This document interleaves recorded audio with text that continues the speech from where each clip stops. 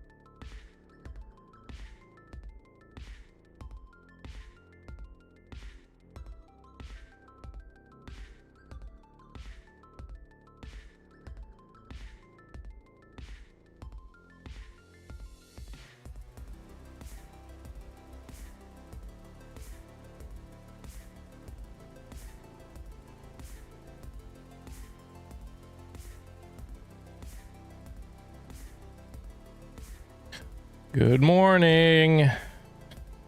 I see what you guys are talking about. Hello, Ambrosia, Katie, Rosa, Julie, Clara, Ash. Hello, Kelly, Jen, Maureen. Hello, hello, hello, hello, hello. Do we want to watch? Do you guys really want to watch this? We can watch this. Is this what you really want to watch? Is this what you really want to watch? We can listen to it. It's pretty disgusting, but we can listen to it.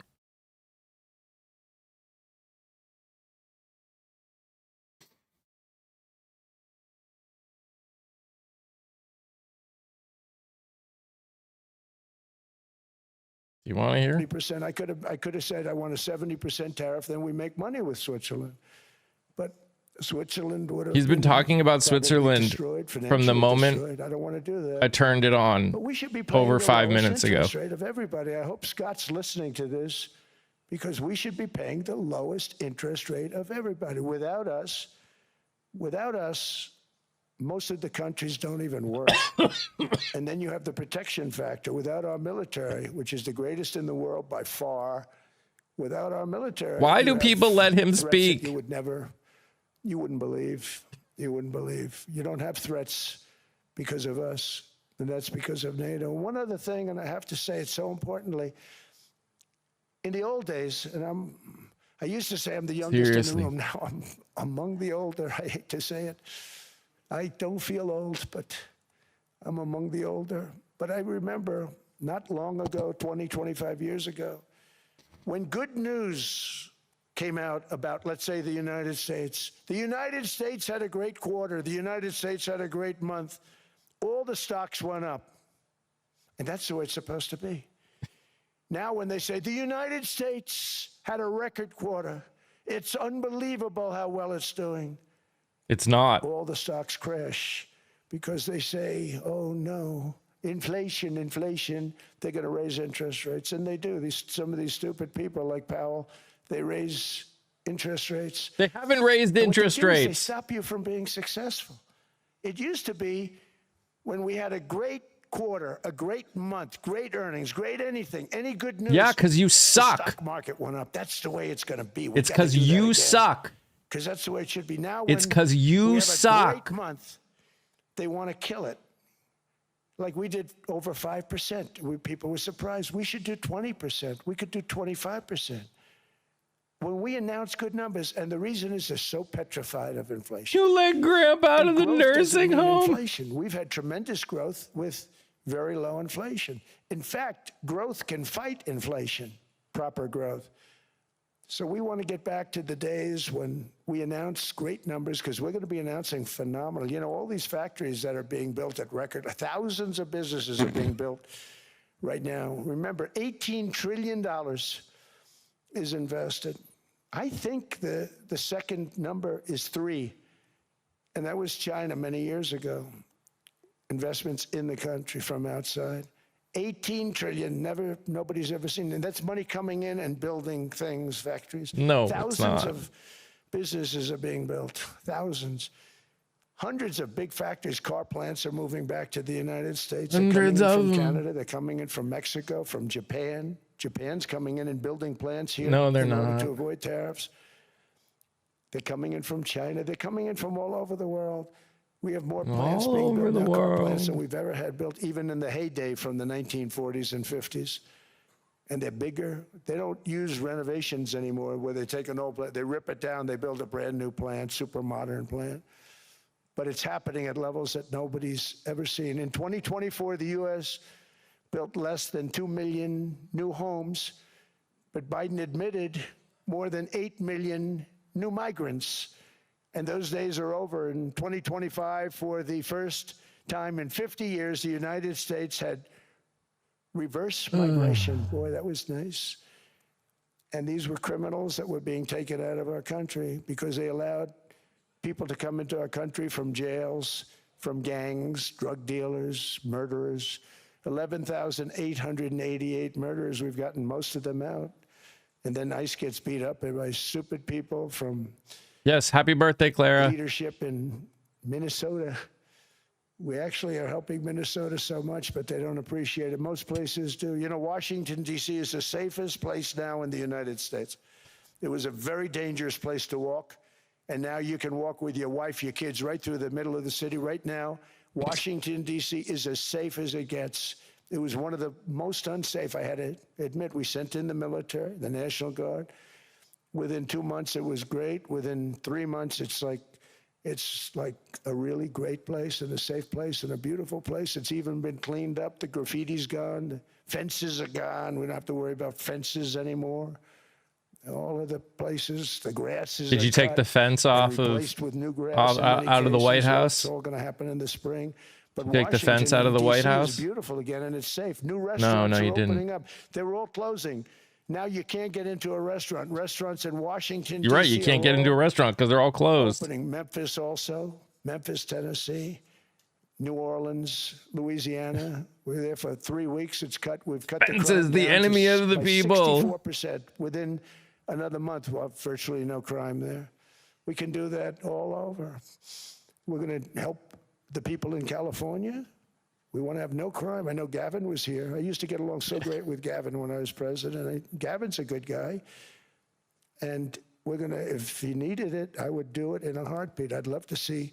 We did help them a lot in Los Angeles, a lot. With Oh the my early, gosh. early Yes, he's midterm still when they had some talking. problems. But we would love to do it. I will say this, if I were a Democrat governor or whatever, I would call up Trump. I'd say, come on in, make us look good. Because we're cutting crime down to nothing. And we're taking people out, career criminals who are only going to do bad things, and we're bringing them back to their countries. But where we've done it has been amazing, and we have a capacity to Yes, do it unfortunately, this at is much live. greater levels. We're cutting illegal aliens off welfare and other government benefits, and I have directed that. What a real starting piece of immediately, shit sounds like. there will be no Signal more sniper. payments to sanctuary cities because they are really just sanctuaries for criminals. They're really protecting criminals, and those are the ones we have to get out of the country: murderers, drug dealers, the mentally insane. They emptied their mental institutions into the United States. And despite that, we have the lowest crime numbers that we've ever had in the history of the country. It is a mythical Just hat. came out. But equally importantly, we're cracking How down can anyone on believe more this? than I don't know, Kelly. $19 billion in fraud that was Good morning, stolen AJ. by Somalian bandits. Can you believe that Somalian? They turned out to be higher IQ He's than just- we thought. I always say these are low IQ people. How did Like, they go into they're- Minnesota he's and steal just- all that money? Going.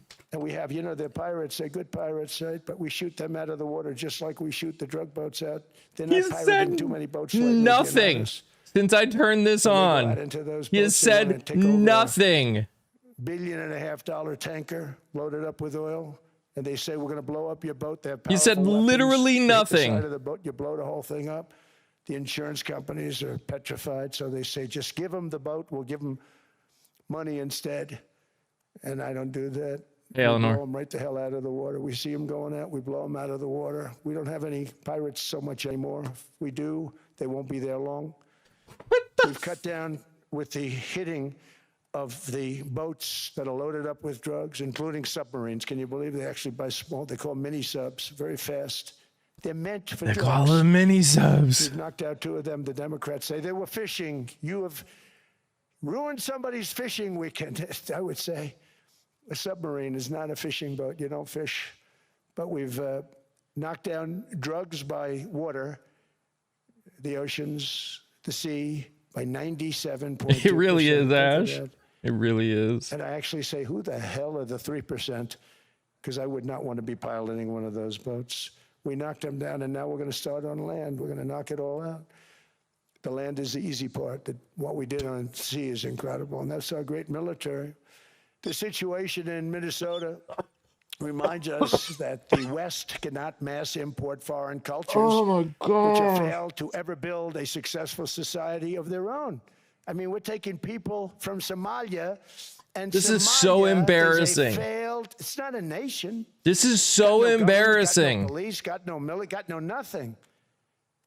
And then we have this fake congressperson who they just reported is worth $30 million. You believe this? Ilhan Omar, talking about the Constitution provides me. She comes from a country that's not a country, and she's telling us how to run America. Not going to get away with it much longer, let me tell you. The explosion of prosperity and conclusion and progress that built the West did not come from our tax codes. It ultimately came from our very special culture. This is the precious inheritance that America and Europe have in common. We share it. We share it, but we have to keep it strong. We have to become stronger, more successful. And more What prosperous precious than ever. inheritance is he We talking have to about? defend that culture and rediscover the spirit that lifted the West from the depths of the Dark Ages to the pinnacle of human achievement.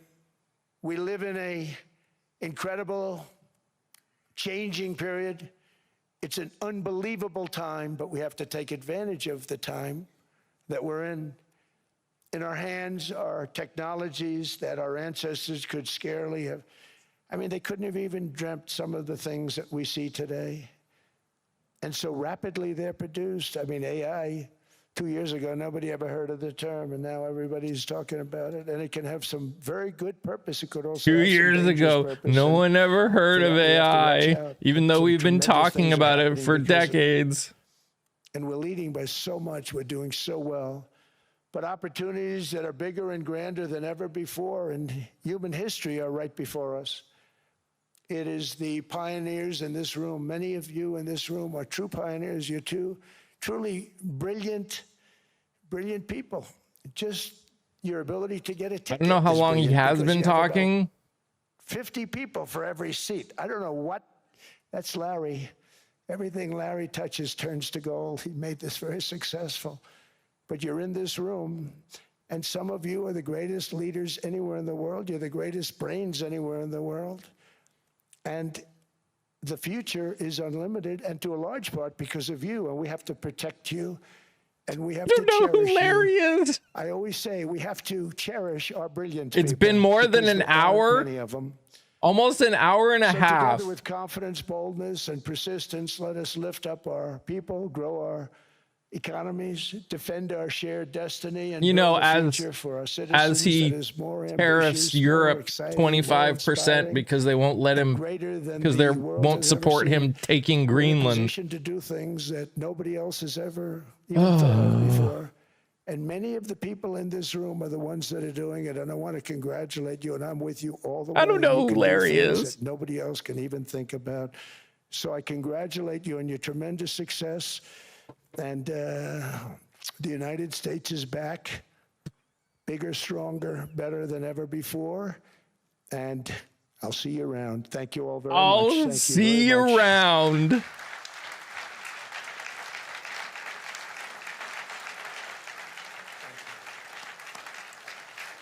Thank you.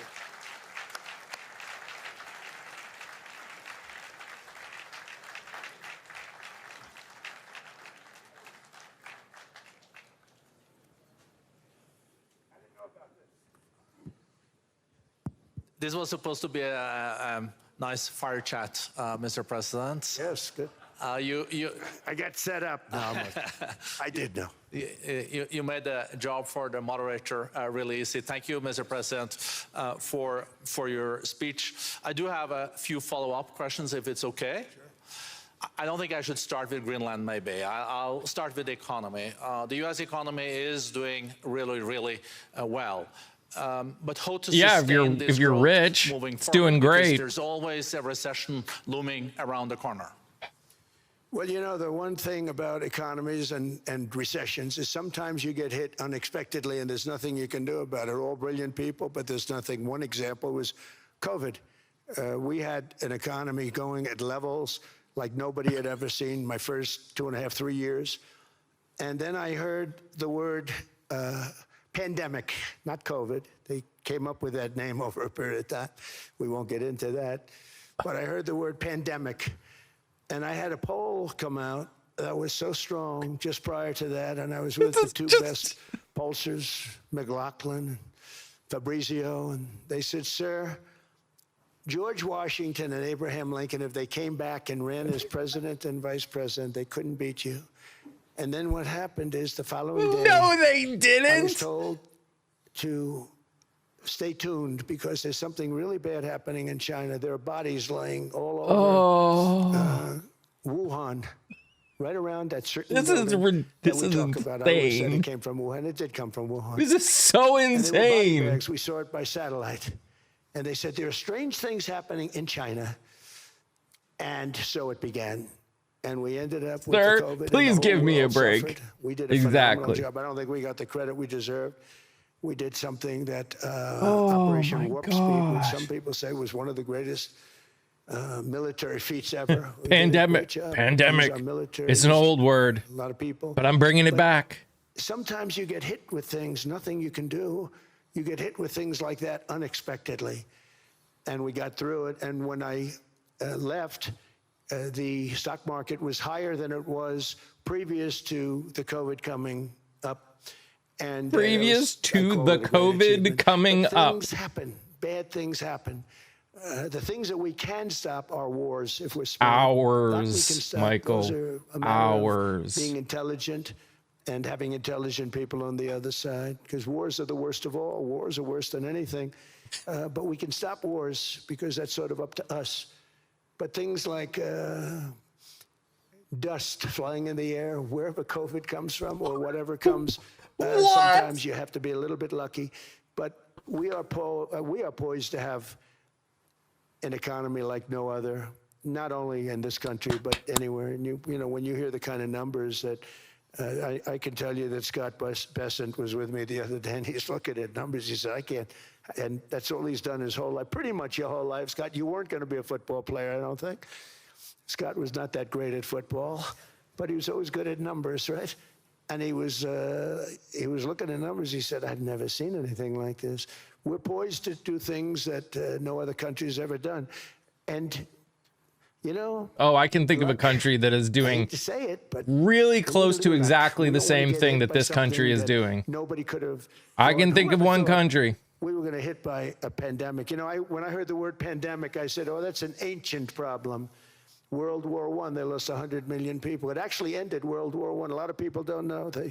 The Spanish flu in World War I ended the war because all the soldiers were sick. The soldiers were so sick on both sides, and that war was raging, and they were all dying from the Spanish flu. They were sick as dogs. They couldn't fight. So, you know, you don't know how that would have turned out. But What? So we do, I mean, subject to that, and I always have to put a caveat in for it, but we're poised to have the greatest growth of any large country, I think any country that there's been. When you look at what's happening in the United States, it's really He was amazing. there. Thank you. One thing that maybe keeps you up at night, I know you don't sleep that much anyway, Mr. President, is the debt. The U.S. debt is high, is now the biggest expenditure on your budget. How to get out of that impasse? Well, the big thing is growth. I mean, growth is the way. If we grow like this, we go from having a $37 trillion. We go from You just increased our national debt by $4 trillion. We also are cutting expenses, you know, the old-fashioned way. We have extraordinary growth. I think we're going to be growing our way out. I think we're going to be paying off debt. We're taking in tremendous money from tariffs fairly. And again, I'm using them judiciously.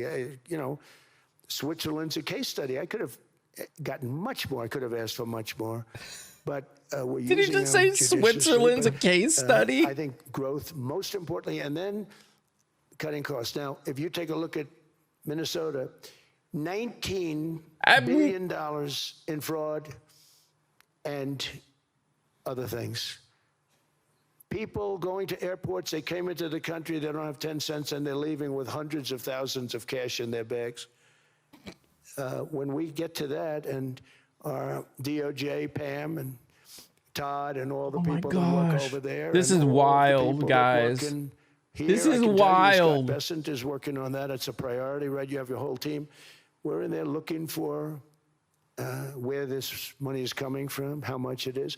It could be more than $19 billion. Can you believe that? That's just one state. If we were able to cut out 50% of the fraud, 50%. We could cut out a ton of fraud. It's located in the White House right now. Budget without having to talk about even growth. So we have a lot of options, but we're working very hard. So much fraud could be gotten rid of if we just went into the White House and looked. Done by agitators and the current White House. Professional insurrectionists. That's what they are. They're professional troublemakers. But we are looking very strong. No, they're on the second question, Jill, but there's not much difference between the second and the first. Also, the $500 billion invested in artificial intelligence and the frontier technologies last year also were driving growth exponentially in the U.S. Well, AI has been a big factor. AI is massive. I mean, Mark Zuckerberg showed me a plant where he put it over a map of Manhattan, and it was basically the size of Manhattan. This is not, I said, you gotta be kidding. It's a plant that was miles long, miles wide, very high. I don't think it was high like the Empire State Building, but it was high. And it literally covered most of the island of Manhattan. That's called a big plant. And, you know, when That's I heard called they would spend a 50 big billion plant. building, and I said, what are, you know, if you spend 50 million, you can build a nice little shopping center. If you spend 500 million, you can build a good shopping center. But how do you spend 50 billion? When I looked at this thing, I said, you think you'll be able to do it for that? Right. Where are the rest of the files? It's Exactly, amazing when, Kai. you know, some of the plants that I see, and I see them all. And again, so big is we're letting them build their own electric generation. This way we have no problem. And How can't we all agree to stop state fraud? Because the people that are calling out state fraud are fraudulent themselves. That's how we can't agree. When the person in charge is as fraudulent, if not more. For certain states that don't have enough electricity. We also know that on the AI, there is fierce competition between the US as the largest economy in the world, 27% of the global GDP and 5% of the global population, not doing that badly, and China. And we know that that competition is like the very president. tough on AI. I know you're heading to a state visit to China in April. How do you see the US-China relationship moving forward? Are you able to combine this tough competition with also collaboration? So I've always had a very good relationship with President Xi and with President Putin. Talk about, you know, the larger powers. But I've always had a very good relationship with President Xi of China. He's an incredible man. What he's done is amazing. He's highly respected by everybody. And I do now. I mean, now I have good. It was very severely interrupted by COVID. I used to call it the China virus, but he said, do you think you could use a different name? And I decided to do that because why should we have a problem over that? But I would do that, and they were. You're a true diplomat, huh? I became a diplomat for the This first is time. disgusting. The guy sitting next to him is about as disgusting as Trump at this moment. Hey, any guy that gets approved by 100% of the votes, think of it. He got liberal Democrats and radical right Republicans to approve him. He's the only one. The next one was like lost 45 votes, right? But he got all 100 votes voting for him. And at first I wasn't happy about it. I said, wait a minute, I don't like that. And now it turns out that the Democrats probably wish they didn't do that. And Marco has been fantastic. Marco, stand up, please. You have done a great job as Secretary of State. He's going to go down as the best Secretary of State. And Scott, and we have Susie, who's the first female Chief of Staff, and she's the best Chief of Staff, too. And I see Howard Lutnick, who I know spoke. And Howard's fantastic. Some of the deals we're doing are great. And I want to pay particular attention because we have Chris. And Chris, you got up and spoke, I think. He's the #1 oil man in the world because I was going to put Doug Burgum, who's fantastic. I don't know if Doug's here. Is Doug here? Doug Burgum is fantastic. He said, sir, there's one man better than me. And he introduced me to Chris. And he turns out to be. So we're drilling more oil and gas now than we ever have by almost double. Is that right, Chris? And on top of it, we got a lot coming out of Venezuela. So anyway, so we're doing. He forgot the question. The country's just doing great. We have great people. Thank you. And I see congratulations, we Grace. have Steve Witkoff. We have Jared. I got so many people. I'm in trouble because when I go back, they're going to be people with long faces. They're going to be poop. You didn't introduce. They're going to be so poop. Many people, and we have poop people. A lot of poop the greatest people. anywhere poop people. in the world. I know them all. So I won't continue because we'd be here all day. Thank you, Mr. President. We've already been here all day. That you're a deal maker, and then maybe coming back to Greenland and Ukraine. What kind of deal in the end do you see between the U.S. And Denmark? Because, you know, I guess you see it now as a negotiation going on, or? Well, it's costing Denmark hundreds of millions a year to run it. And Denmark's a small country and wonderful people. But, you know, it's very expensive. It's a very big piece of ice. And it's very important. I mean, I don't want to repeat the speech, but it's very important that we use that for national and international security. That can create a power that will make it impossible for the bad guys to do anything against the perceived good ones. And it's a great block That'll for make Europe, it just like, you know, Denmark is impossible supposed to for spend the hundreds of bad millions of guys dollars. to They didn't do spend the money. anything. You They mean didn't your spend friends anything, almost. Putin and Xi? And we'll see what happens. I just say this. NATO has He treated just the said that United States of he was America good very friends with unfairly. We Putin never and asked for Xi. anything. We never got anything. We actually took care of the needs of NATO for years and years, which I felt was always unfair. So I got NATO to pay because they're rich countries. But I think it's time that NATO step up. We're helping them with Ukraine. Without us, I think Putin would have gone all the way. I think we have it. I think that could have been a World War III, if you want to know the truth. If Kamala was elected, or Joe, any one of those, you know, those thinkers, I think you could have ended up in World War III. And I will say Steve Witkoff has been dealing incredibly with, but we're not going to have World War III. We want to get it stopped, but we're not going to have World War III. We want to get it I stopped, wasn't elected. I think that but we're not could evolve having it. into World War III. It was a very, very bad situation, and it still is, but it's not that kind of bad. It's bad because so many young people are being killed. How close do you think there is on an agreement on Ukraine? I had the pleasure of speaking with Steve Witkoff and Jared Kushner yesterday. I know they're working hard on it. I don't know, that they're Roxanne. also traveling now. Do you see this very close or still? Well, I hate to say it. I thought that was going to be so. I settled 8 wars plus. Oh And my I thought that gosh, was you gonna haven't be one of my settled easier ones. Not the anything, you easiest. Some I piece settled of in a matter of hours. Because I'm word good at this vomit. stuff. You know, the United Nations should be doing this. I shouldn't be doing it, but it doesn't matter. It's got to get done. Saving a lot of lives. We're saving millions of lives. With Ukraine, Russia, there's tremendous hatred between President Zelensky and President Putin. That's not good. He It's settled not good 8 for wars settlements. in We his know from dreams. dealing. There's abnormal hatred.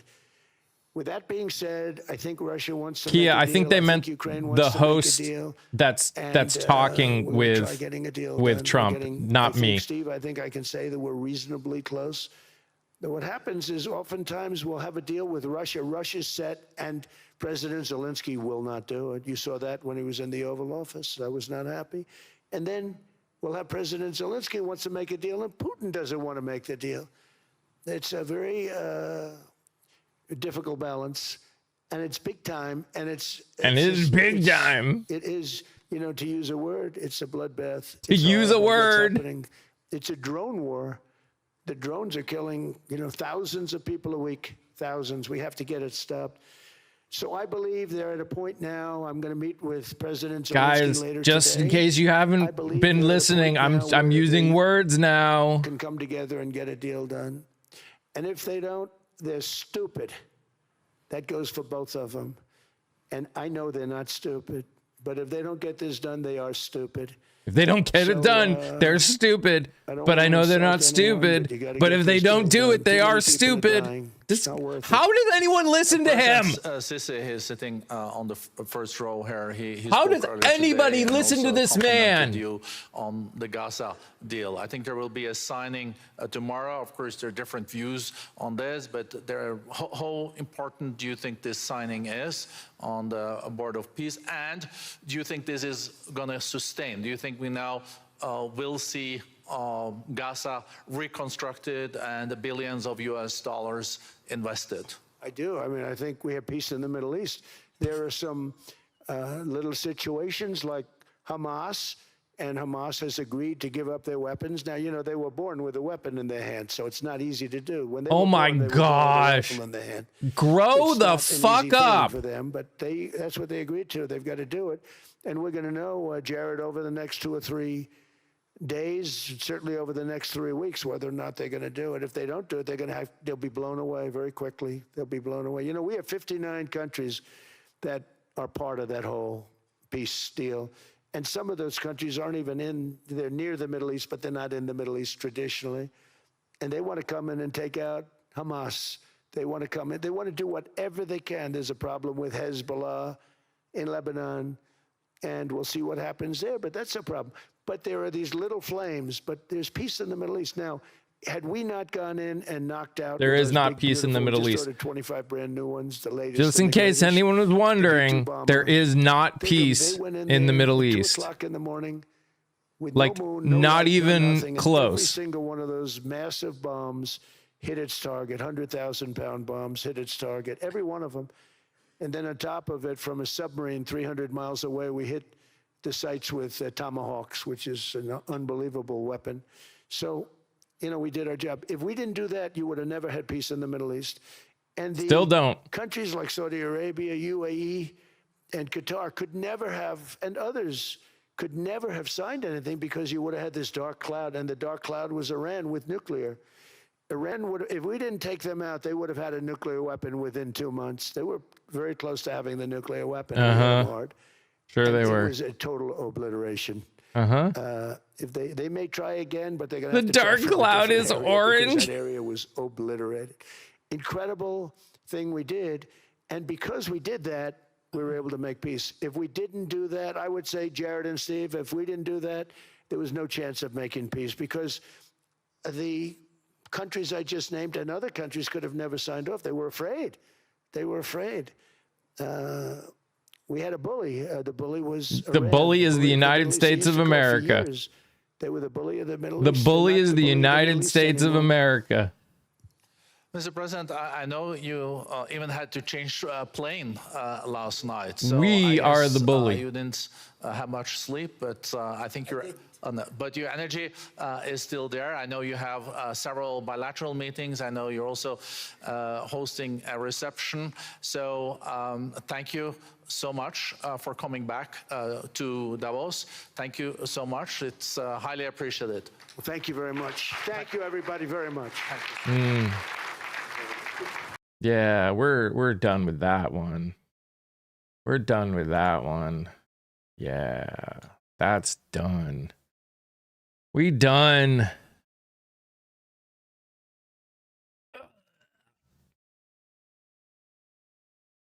That was disgusting. I've lost brain cells. Seriously. Guys, if you like what I do here, just so you know, what we do here is we have real hard conversations, and I have a podcast that I post on regularly. I am planning on talking with as many people that are running for the 2026 election as possible, midterms, that are progressive. So if you don't follow me over in the tube, please do, especially since tomorrow this app changes hands, and I don't know if I'm going to be here anymore. So please consider following over there. Because this I might not be able to do this kind of stuff here anymore after tomorrow. So please consider following over there and watch the stuff. There's some amazing people running for office. Need debriefing? I'm not sure there's anything to debrief. What's my handle? It's the same name. The same name. Same name, same picture. Let's see what happens to this app. I mean, I'm already doing different things over there than I'm doing here. So you should follow over there and watch stuff anyways. Especially if you're going to have someone who's running for office this year. Chances are I'm going to interview them. When I say I'm interviewing hundreds of people, I'm going to be interviewing hundreds of people that are running for office. Over there. Yes. Yes, trees place. Yes. Come to the dark side. I'm actually live over there right now too. I go live there as well as here every single weekday. Coming in for the points. Hi, bye, Flamingo. No, the tube of you, not the purple app. I mean, I do go live on there sometimes, but not right now. The purple app is weird when it comes to a lot of things.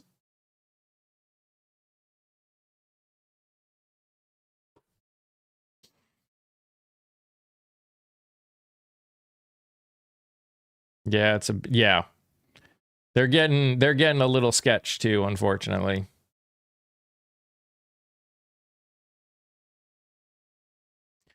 Unfortunately.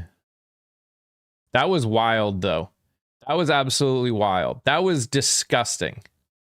I have never witnessed a, and that is literally the day after he did the same thing at the White House. Okay?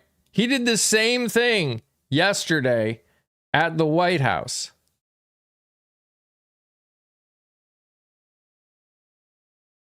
Two hours he spoke.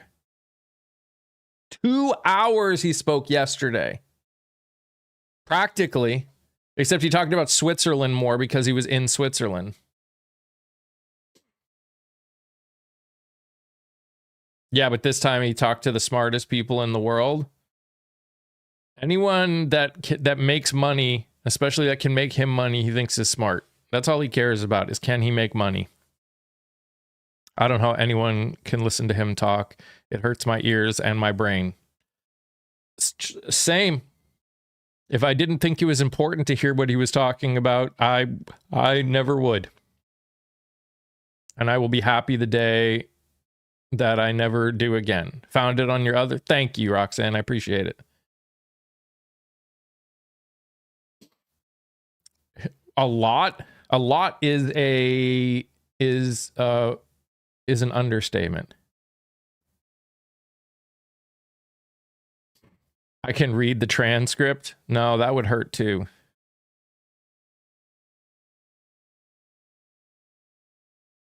I use the same camera, Maureen. Same camera. But Mike, there's peace in the Middle East right now. That's true. That's true. There is peace in the Middle East right now. I forgot about that. It's about 30 to 45 seconds slower. Well, it's not slower. Like when I respond to it, I'm still responding to it at the same time. It's still all the same. It shouldn't be that slow. Did I set?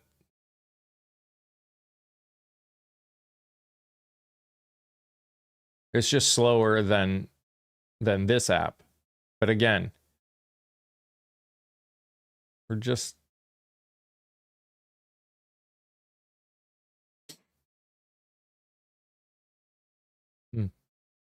I don't know.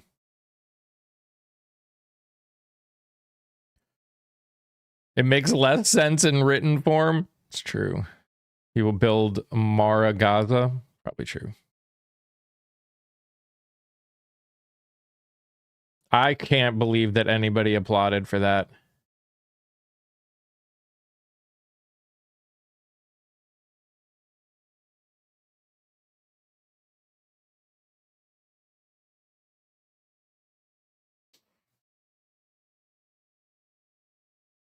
Like I said, in the end, the live over there is partially because you don't have to worry about getting filtered. Let's be fair.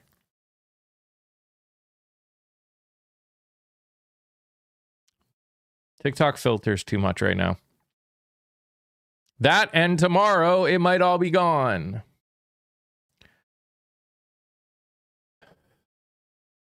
Do you think the transcripts have punctuation? I don't think that's possible.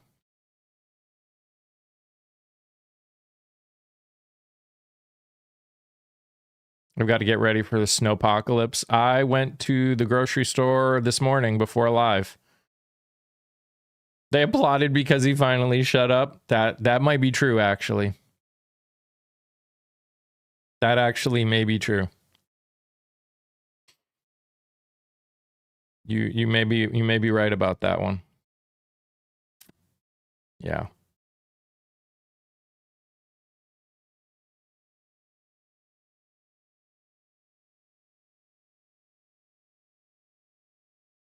I watched bits and pieces of it, Philip. I watched bits and pieces of the press conference yesterday where he talked for 2 hours. Did Ted Cruz actually leave for the beach? Oh gosh. If you are in Texas, it's going to be bad. How do we know? Because Ted Cruz left for the beach. Warning, warning, warning to anyone in Texas. If you are in Texas, it's going to be bad. We need AutoPen president back. That's what people in the community who live in Texas are saying. He went to Laguna Beach. There you go. It means it's going to be bad.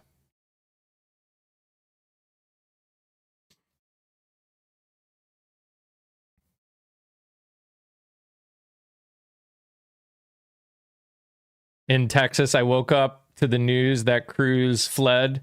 It's going to be 2021 all over again. It might be worse. This is going to be a pretty bad storm. Not just the actual storm, but the cold that's coming in after it. That's actually what I'm more worried about, especially in the South.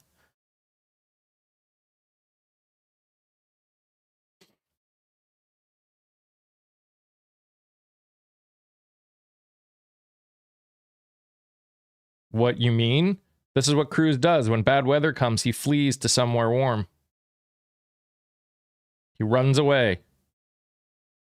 He doesn't care about helping the people actually in.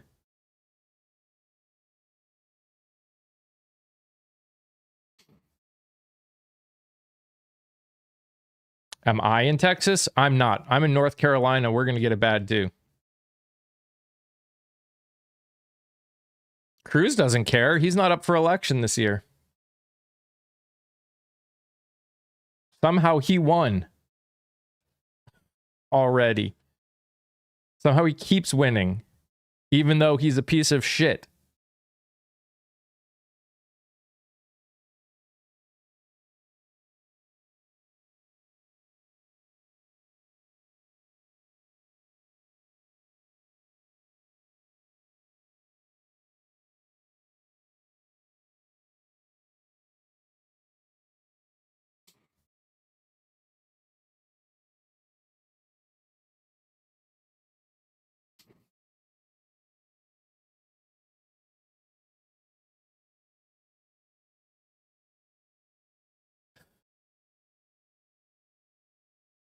Are you guys prepped? We're as prepped as we're willing to go. We got some food that doesn't go bad.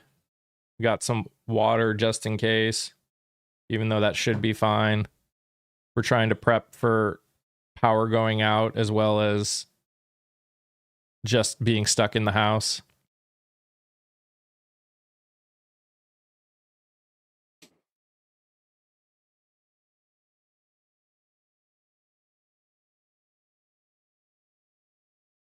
Oh, let me change this. I'm in North Carolina.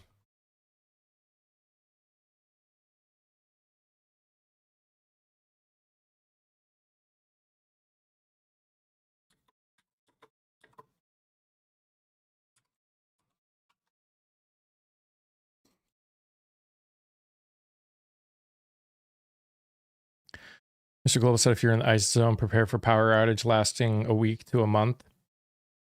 I mean, it's definitely possible, especially if the ice goes super far south. Yeah. The farther south the ice goes, the worse it'll be. Is that primarily red? North Carolina is weird when it comes to what we are. There's a lot. We officially are a 30-30-30 state.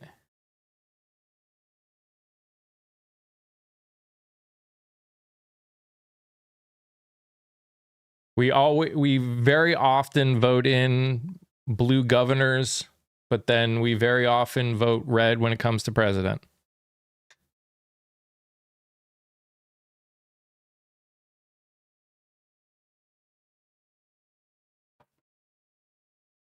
Oh yeah, there's a lot of gerrymandering. Tons of gerrymandering. Charlotte is thankfully blue. I really don't want to get stuck in Florida. That's fair.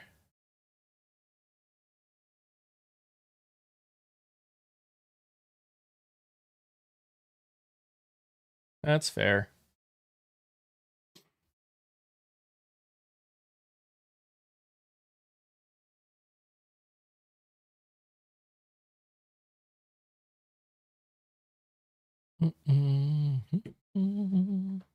Thank you. We'll have to see what ends up happening. This is, again, the problem potentially is going to be the storm, but especially if you're in the south, I'm more worried about the Arctic front that's going to come through behind it. Like overnight, I'm going to be getting up every couple hours to run hot water, run water through our system so all of our pipes don't freeze up. Because it's going to be like 10 degrees here. And 10 degrees in this area is bad. That's really bad.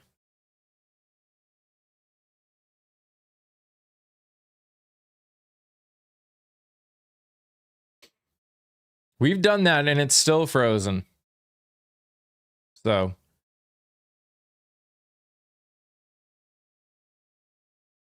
But we may be trying it anyways.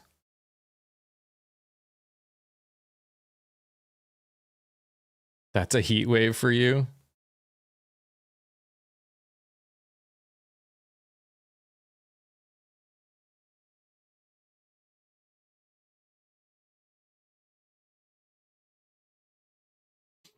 Yeah, well, your pipes are set up for those kind of things. They don't do that here. Yeah, we do all that.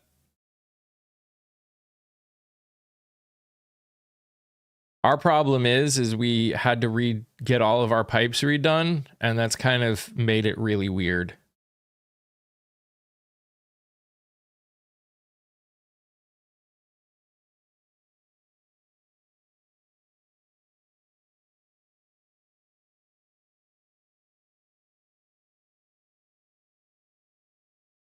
That's true. What they are right now is better than what they would have been. I think a lot of people in our area are going to have pipes freeze.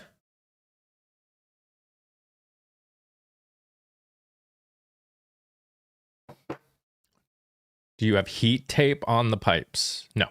I don't even know what that is.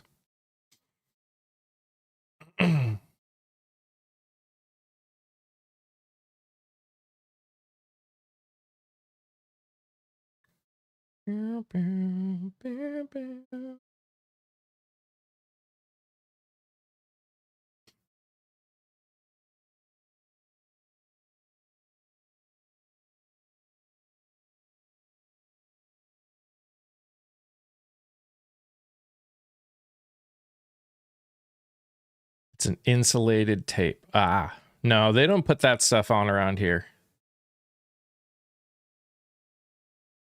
All right, invite you. I don't bring people up I don't know. I'm sorry, Alicia. In New York getting a storm as well. Yeah, the whole East Coast is going to hit it. Okay, bye.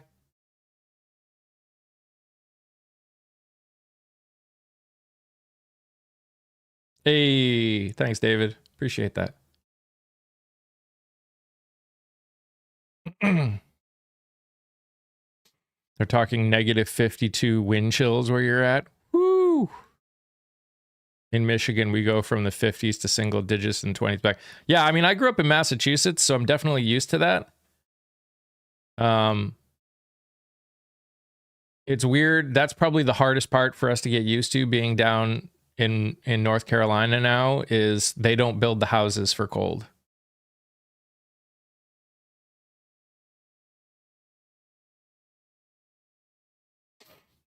Boyfriend is prepping today in Long Beach, New York. He's freaking out about it because it gets so cold. Is Scott? No, Scott doesn't do content. He just joins other people's lives.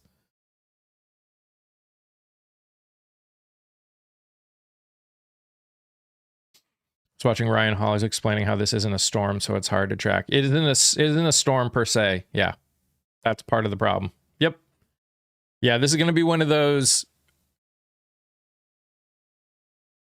prepare for different possibilities and hope it doesn't get really, really bad.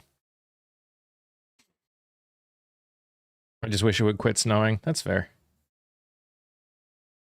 His heating system is iffy, and he will have to rely on gas and a lighter. Ugh. Yeah, New York. Yeah. Yeah. It's going to be rough.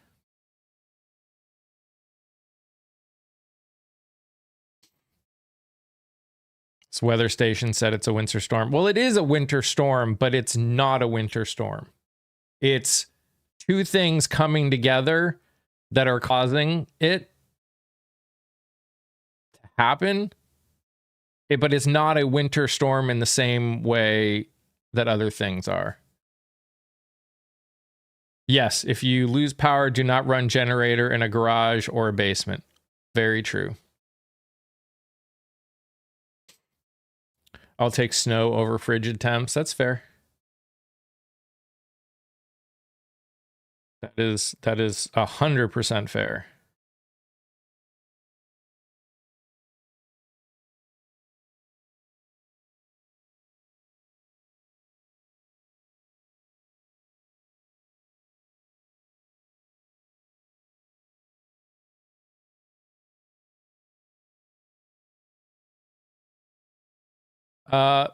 Okay.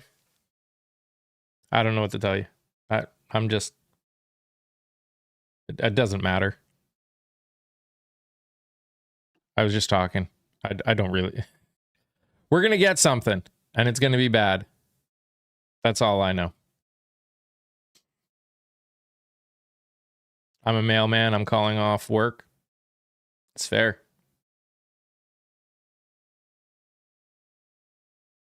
It's fair. Hey, Ghost.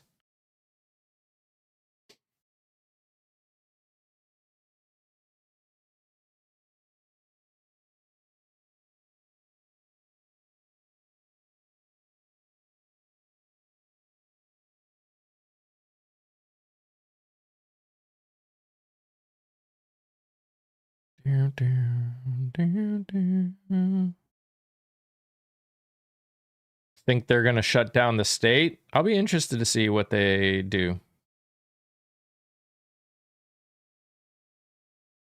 I'll be interested to see what happens.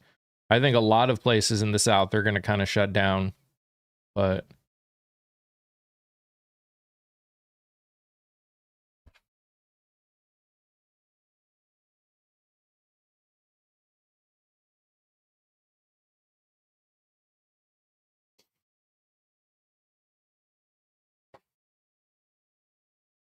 I think what makes it really bad is, can you imagine being one of those people that is afraid to leave their house, but they have to try and go get stuff to prep for what's coming?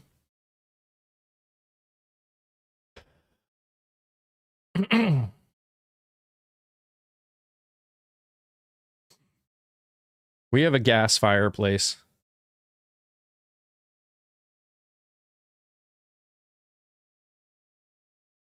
Places here are already saying they're shutting down Friday afternoon. Yeah. Yeah. I think around here, it's not supposed to start getting bad until Saturday, like Saturday night. So we'll see. We'll see what happens.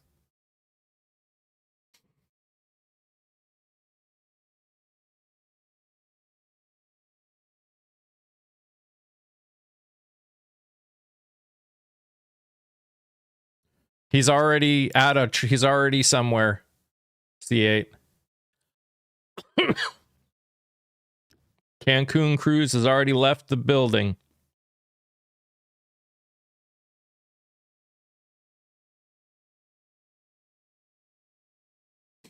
Going to war soon? I don't think we're going to war soon. But in the end, who knows? I'm from Mass. We never had to worry about not having power from winter weather. Same, Shawnee.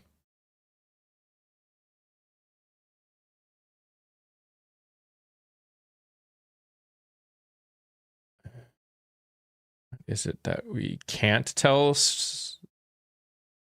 Oh, that we can tell a storm severity by a politician leaving? Yeah, it's a weird timeline. I won't argue that one, Rosa. That is a weird timeline.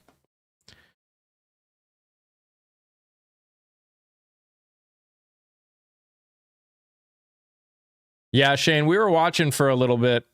We were watching for, I don't know, 45 minutes. We watched like the last like 15, 20 minutes of his speech and then the questions. So it was pretty bad.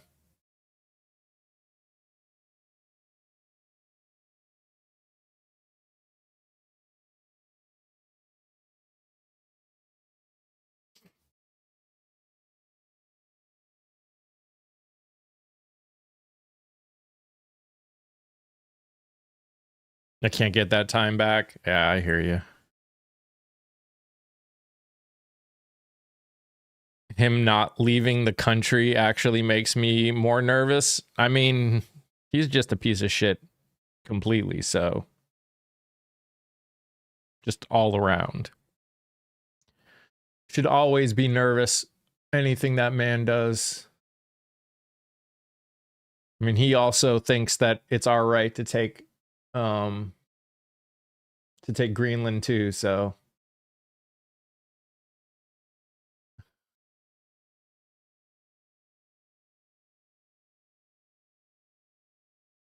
started talking about how China just makes windmills and doesn't use them. Yeah, they have more windmills than like almost anybody, if not anybody. They have the largest wind farms in the world. He said NATO owes us Greenland. Yeah, of course he did. I wish I were surprised. I wish I were surprised.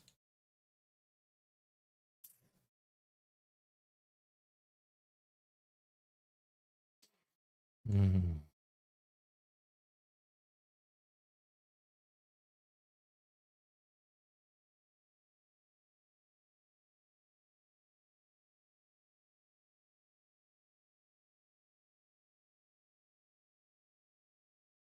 He says windmills are bad because no way to store the energy. Well, yeah, because he closed down all the battery plants.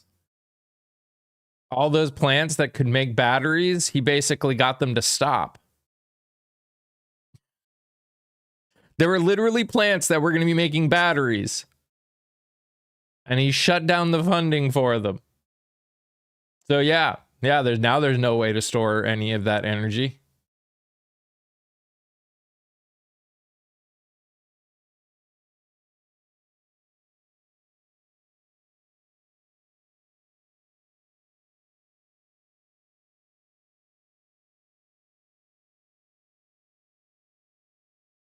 He was talking about Iceland. Now he's mixed Iceland and Greenland. Shocker. Right. Of course, all the protesters are paid professional agitators. I'm Trump. How can you get electricity from the air?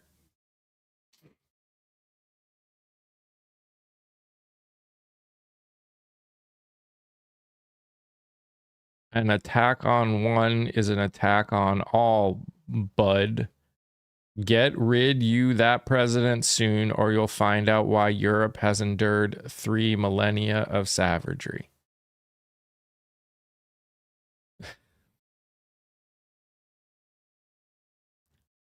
Okay.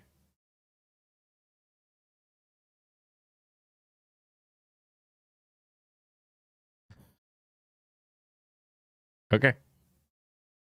I guess, yep. We'll find out.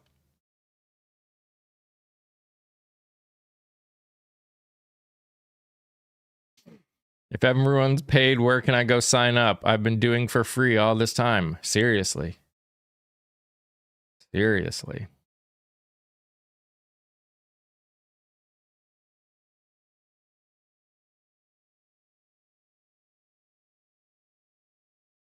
I never got my Soros. Same. I never got my Soros check. I hear it's still in the mail.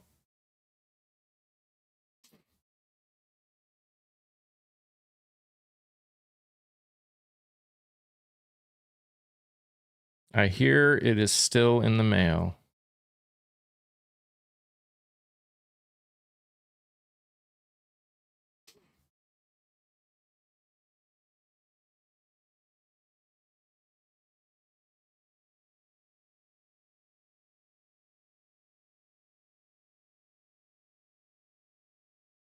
He screwed Texas. We produce the most clean energy in the US and he keeps chipping away at it. Yup. And yet, so many in Texas still support him, which is wild. That's the wild part. That's the wild part. It's not even that, it's how many people defend it. It's how many people defend it and are okay with it. That's the part that boggles me. It's the same, the video I made this morning that I posted on TikTok, talking about all of the people that are coming on here and whining, all of the Christians that are whining about the people going into a church and protesting because the guy who's the pastor is also an ICE agent.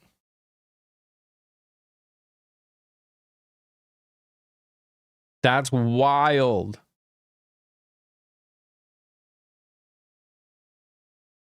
It's annoying. It's infuriating.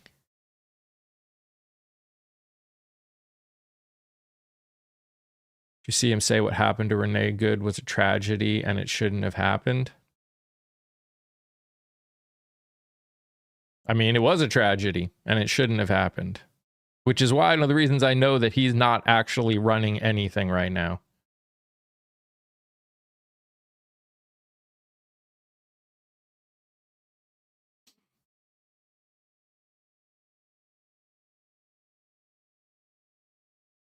A lot of people think it's Biden's fault down to their bones, which again, I mean, that's not surprising, Aaron. Most people have no idea what the federal government can and can't do or does on a regular basis. The problem is they think that it's Biden's fault, but they have no desire to look in to what Trump is doing. They're willing to give him all the flexibility in the world. They're more mad at protesters for yelling in a church. It's because it's in a church. Because Christians have this weird idea that somehow the church, by its very nature, is sacred. Because most Christians have forgotten that a building is not the church. American Christians have forgotten that. Maybe all Christians, but American Christians especially in this case.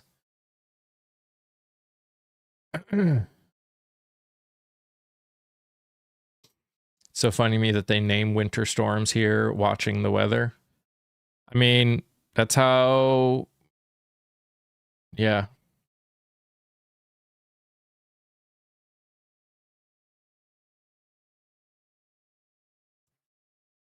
When I found out my pastor voted Trump, I immediately stopped going. If I found out my pastor had voted for Trump, I would have had a long talk with him. And if it sounded like he was unwilling to listen, I would have immediately stopped going too. It's the only reason I keep going where I'm going. Is because I know my pastor's feelings on Trump. Christian nationalists are not Christians. If they are, then I'm definitely not a Christian. Well, yeah.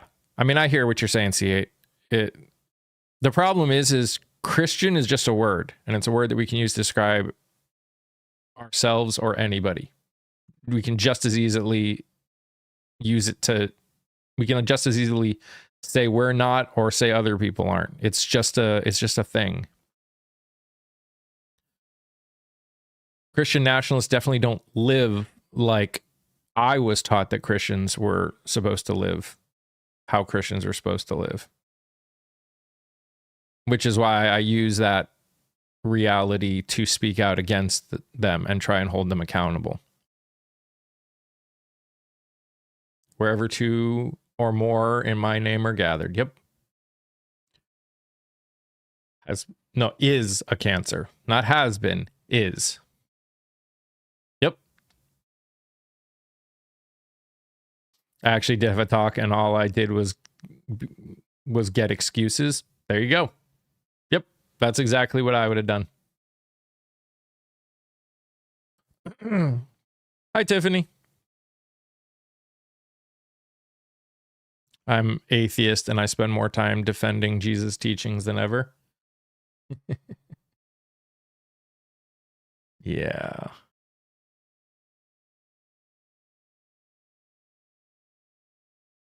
I knew what you meant. C8. I knew what you meant.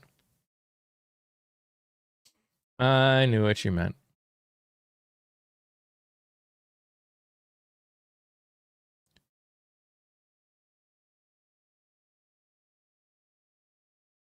They don't like anyone who's not straight white anyways. They don't like women, people of color, anyone else.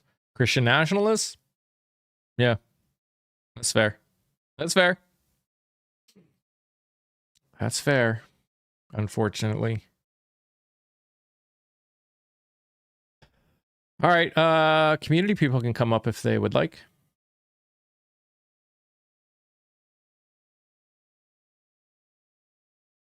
Pros and excuses. I don't agree with everything he does, but I would vote for him unconditionally. Yep. Because he says he's a Christian, and because he says what they want to hear, which is Christians are under attack. Because growing up as a Christian, I can tell you, whether or not anyone will admit it out loud, we all grew up with this idea. There's a verse in the Bible that says, blessed are those that basically suffer because of me. So that's why they go to, we're being attacked, we're being suppressed, we're being hurt, we're being all that, because they love the idea that they are being hurt because of their beliefs. Because in their mind, if they're being hurt because of their beliefs, that means that they, are being blessed. They're blessed because of it. They're unwilling to see the fact that they're the problem. So. That is my leg. I saw a little bit of that incident at the church or what have you, and sitting there listening to the, I guess he was the pastor or somebody they were talking to, and I'm like, you don't understand why people would protest the absolute hate and disgusting things that you guys are doing and preaching and teaching in this space? Like, no. Yeah, Don talked to the pastor, but he also talked to at least one parishioner. Or one member of the community. So I don't know which one you saw, but one of them was the pastor. He's a younger guy. And then there was an older guy that he talked to as well. I don't think this was a Don video. I think this was somebody else that may have been there video. Somebody else that was in one of the protesters, or somebody else that was there recording. I didn't hear Don Lemon's voice. Okay. I don't know what I saw, but when I tell you, my algorithm is just the way I want it. I don't see very much stuff from the other side unless it's somebody that I follow, a news organization or such, posting it, and it comes up on my For You page. I don't see any of that MAGA stuff. But it was it was a younger guy, and he has dark hair. That may have been him. I don't remember off the top of my head, but he's definitely a younger guy. For sure. He seemed so shocked, and he just couldn't believe that people were protesting. I was just like, how are you? What? Yeah. That part, Ghost. And good morning, Tiffany. Good morning. But yeah, I've vaguely seen snippets come across my FYP page too. My FYP page is more flooded with stuff regarding Carney's speech yesterday at the World Economic Forum and stuff like that. But I saw this, and I saw a lot of people, they're like, they can't protest at the church. Jesus wouldn't allow. I'm like, dude, Matthew. I'm like, I think Bondi came out and said Jesus wouldn't do something along those lines about Jesus wouldn't have agreed with this and stuff. I'm like, did you read your own book? I feel like you did. You should go back and read it again, because I'm like, I feel like you forgot that whole table turning part. Again, it always comes down to this is what American. Yeah, I saw Scott come in. This is what American Christians have done for a long time. And I'll let everyone know, which is why sometimes it's not worth arguing with them. So we've got this thing that we've been taught, unfortunately, for a long time. So if it feels right to you, that means it's of God. If it doesn't feel right, if you feel uncomfortable, feel bad, if you hate it for whatever reason, doesn't matter whether it's justifiable or not, that means it's of the devil. And because we as Christians are not supposed to listen to the devil, that means anything that makes us feel uncomfortable or we don't like, we don't need to listen to. So, in the end, this is why I say people from outside the church need to keep speaking up, obviously. But unfortunately, Christian nationalists especially have set themselves up to be able to not listen to anything. They have found a way to justify not listening to anything anyone says, especially when it points out hypocrisy, because they can just jump back to, well, this makes me feel bad, it must be of the devil. So that's why I will always say, in the end, it's got to be Christians on the inside that actually fix it. It's not going to be Christians on the it's not going to be people on the outside, unfortunately. That doesn't mean you shouldn't keep speaking up, but just remember that whenever you're making that argument, is the reason they're not listening is because they have been taught how to not listen. Honestly, up until, I had started going to church more as like not because I wanted to find Jesus type of thing, but as a place to just be with other human beings. And there's not very many, and a very controlled. That's one of the things, listening and hearing how much of, if it doesn't come from the Bible, it's the devil trying to trick you, and you shouldn't listen to that. And I'm just like, that's what makes it so easy for all of these things that have happened in the guise of, under the guise of, in the name of that religion. Is especially, that's the only one I have any experience in at all. And I realized too, as being a grown ass adult who wasn't already indoctrinated in that stuff going in for the first time, I was just sitting there thinking, like, what if you've heard this your entire life? Like, would you be willing to say, hey, this doesn't sound right? Because the first time I heard a lot of it, I was like, that shit just sounds crazy to me. I mean, this is one of those things where these people have been taught that the only good people in the world are Christians. The only good people in the world are the ones in the church. So then when someone comes up and says, actually, you're not so good, and here's why, they're doing the same thing that just conservatives in general are doing. They get defensive. They start, they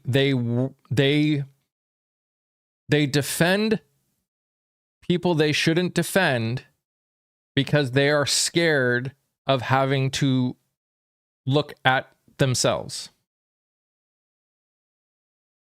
And arguably, and I'm saying in a very broad sense, I can understand that because it's painful. And some people just, they will do anything humanly possible to avoid pain. It's just about power. I don't think for a majority of Christians, even the bad ones, it has anything to do with power. It has everything to do with their inability and unwillingness to be introspective and see it. Does that mean it's not about power for like pastors that are bad and like the leaders? I think the leaders is a different story altogether, but for the average Christian who is like that, the average evangelical who is like that, it's what they've been taught for decades, and a fear of that everything that they have been taught is wrong. Isn't Christian nationalism exactly about power? But here's the thing. We call them Christian nationalists. They call themselves Christians. I don't think, again, I think it's a very weird dichotomy that we have going on. Yes, Christian nationalism by its nature is about power in the sense of Christianity being, they want Christianity to be the only thing. But again, I think we're talking about two different things. Yes, that is true, but also the reason they want it, again, is fear. Because if they make everything Christian and they make everyone Christian, then they don't ever have to look at whether or not that everything that they have been told is wrong. It's still fear. It's fear of being wrong, and it's fear of having to be introspective about that. And again, is that everybody? No. I guarantee there's some that aren't even really Christians. They're using it for power. There's lots of stories out there about like the whole Christian music scene just being non-Christians but know they can get money, so they write Christian music. I'm talking about the people that have grown up in the church, that aren't in leadership. They're just people that went to church every year. They live in a small town and don't know any better. I think for them it's fear. Well, I find it interesting because my mom dragged me to church all the time as a kid and, put me in all the teen camps and, all the kids camps and stuff where I don't know. Ours were called Pioneers. I think every church is different depending on the denomination of Christianity. I remember understanding as a small child the hypocrisy of the whole thing because I'd ask questions and get non-responses, people angry at me that I would dare to ask such a question, or then always well, the devil, blah, blah, blah, blah, blah. And I was like, none of those are actually answers to this question. And I'm like, and I understood as a child that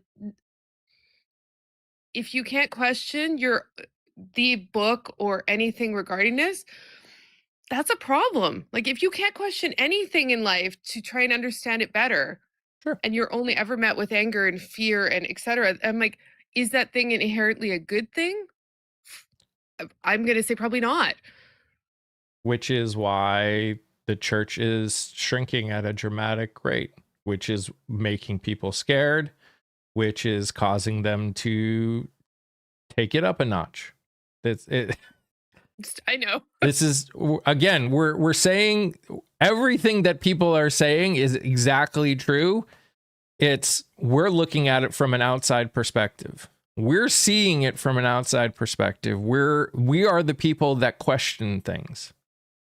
I'm telling you how someone who has been in the church for 50, 60 years, I can guarantee that especially ones that lived in a small town where everyone is Christian, that's how they're doing. Because again, you look at history, and fear is the best way to control, which is why you see him making executive orders saying that, Christianity is being persecuted, because it gives them an out.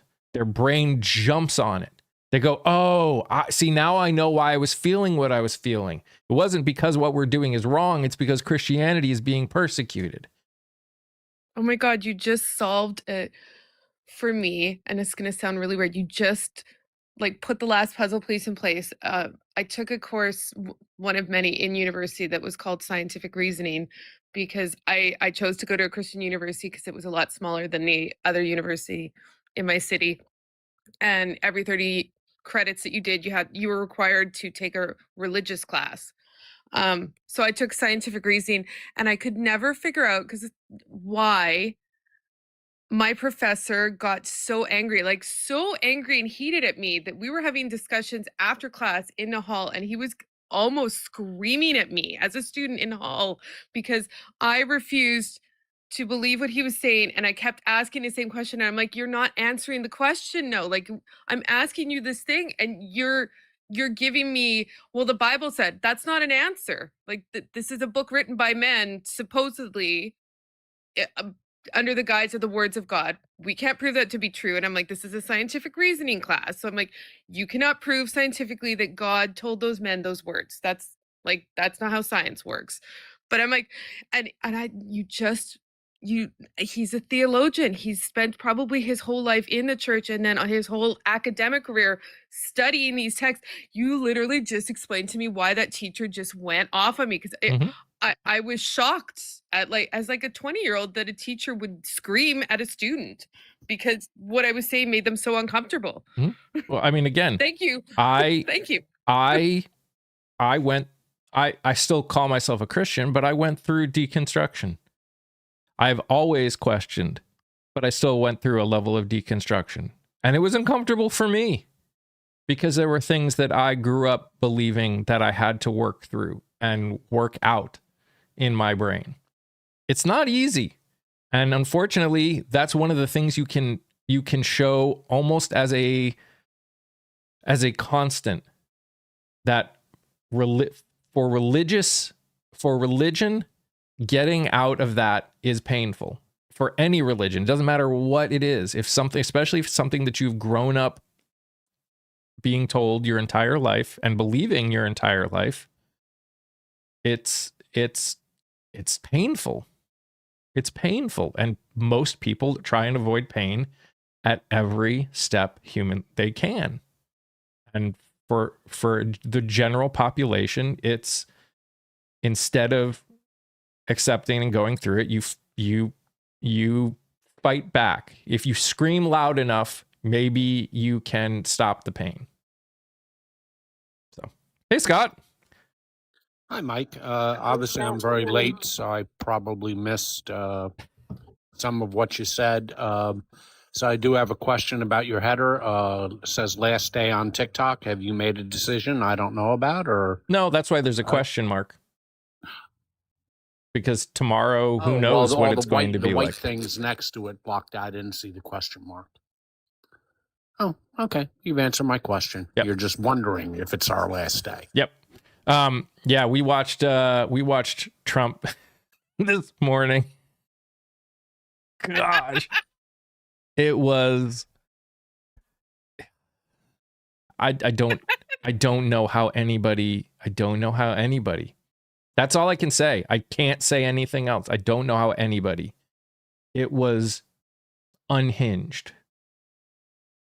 And then he went and was interviewed, which was even dumber. Oh, you were on here? Yeah. Oh, I didn't know that. I didn't even think to look at my phone this morning. Oh, okay. What time did you come on? I mean, I came on at 9:30, and and that's when I found out that this was happening.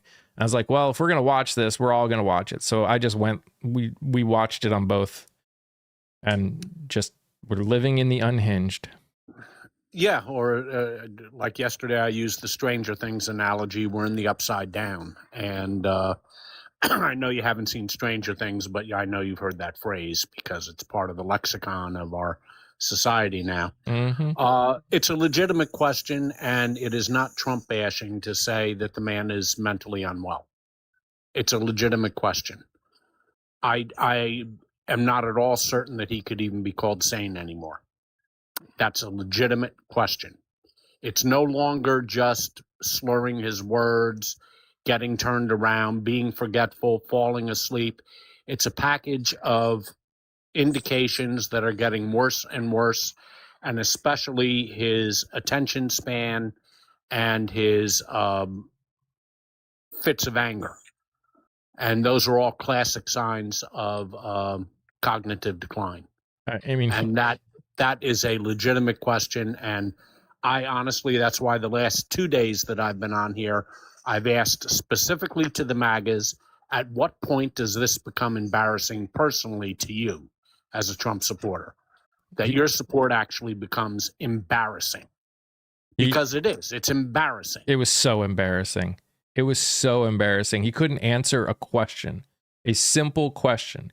He would just go on ramblings after every single question. And it was almost worse because the guy asking the questions tried to pretend like he was making sense. It was actually almost worse because the guy was actually like playing along, basically. Hey, Patty. When was this? Yeah. About, well, technically he talked for like what, an hour and a half before he was interviewed. So he went until probably 10:30. So it was like 8:30 to 10:30-ish Eastern. Yeah, I've had a lot of bad things to say about getting your news off social media and the misinformation that is endemic on this app. However, the biggest problem I have with the mainstream media is they've let this issue just slide, as if all this is normal, as if the way he speaks, the actions he takes, the constant lying, and I don't even know if it's so much lying anymore, is he's changing his mind every 30 seconds and not remembering what he said 30 seconds before. You know, the prime example with his tweets the other day of Great Britain with Diego Garcia giving it back to the rightful owners because the UN said so. They put it to court. And that was something Trump had encouraged them to do. And then when they did it, he said how crazy it is and that this is yet another justification for taking Greenland, which none of that, you can't square any of that. What he said, it was all nonsensical. And this is not normal. And this should be the lead story every single night on the news. And it isn't. And so there are a couple things. One, Trucker, this current president was not fit before he took office. That is very different. By the end, yes, I'd say Biden was not really fit to keep leading. But very different. Not to mention, I would argue he wasn't fit in his first 4 years, but that's a different story. He said that it was so safe in Washington, D.C., that no one needed fences anymore. And my response was, I didn't realize they took the fence down around the White House. And Mike, he also said yesterday that the Chinese are coming after your carpets. Right. Yeah. Your carpets. Yeah. Your carpets. Like, So everybody, you know, we're going to have a blizzard up here in New Jersey over the weekend. I'm going to use that time valuably because I don't want President Xi breaking into my house and stealing my carpets. I'm going to nail them all down. If President Xi and those Chinese communists are going to steal my carpets, they're going to have to work for it. Yeah. Yeah, Vonda, the Chinese are after our carpets and the vice president is after our couches. Who could... Pretty much everyone's living room is in trouble. Just watch your living rooms. That's all I got to say. who's coming for the coffee table next? That's what I'm curious. Is he going to blame Carney after Carney's speech yesterday? If that bitch Kristi Noem comes from my big screen TV, that's it. I'm done. I'm done voting for him. TV.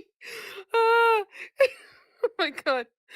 Oh, but like, I'm like a genuine question. I'm wondering if that's going to be next. I shouldn't give him ideas. Is he going to suggest that once somebody explains to him what Carney said in his speech yesterday?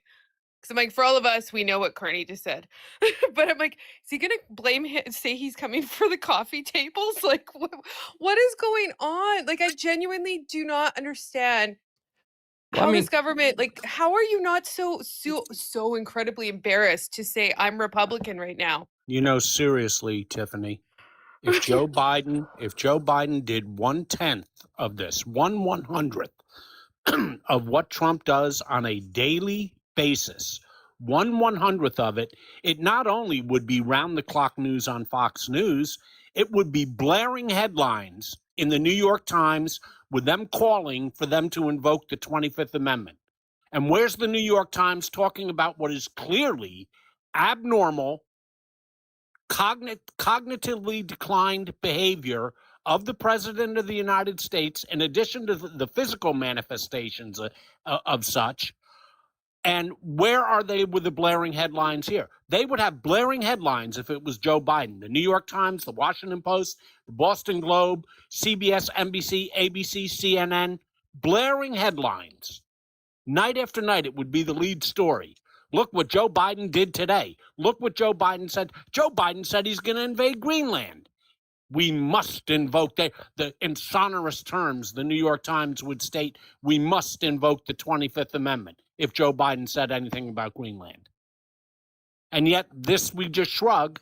Oh, Donald says the Chinese are stealing our carpets and we're going to invade Greenland. You know, and this is considered just another day. Yeah. That's the problem. Oh, he said today, I guess. He didn't say it. Shane watched the whole thing. He said that earlier he had said that NATO owed the United States Greenland. Yep, he did say that. Because we didn't give him the Nobel Prize? I Is that don't. the reason? I don't. Yeah, that was what the letter said. That's exactly what the letter said. That NATO owed the U.S. something, which was insinuating that we owed him the Greenland. And one of our news outlets here was sharing yesterday, Canada is actually actively preparing its military. Like, our military is actually running simulations of what it would look like if America came across the border. Just in case anyone in America is not seeing that anywhere, Canada is also now at the same point.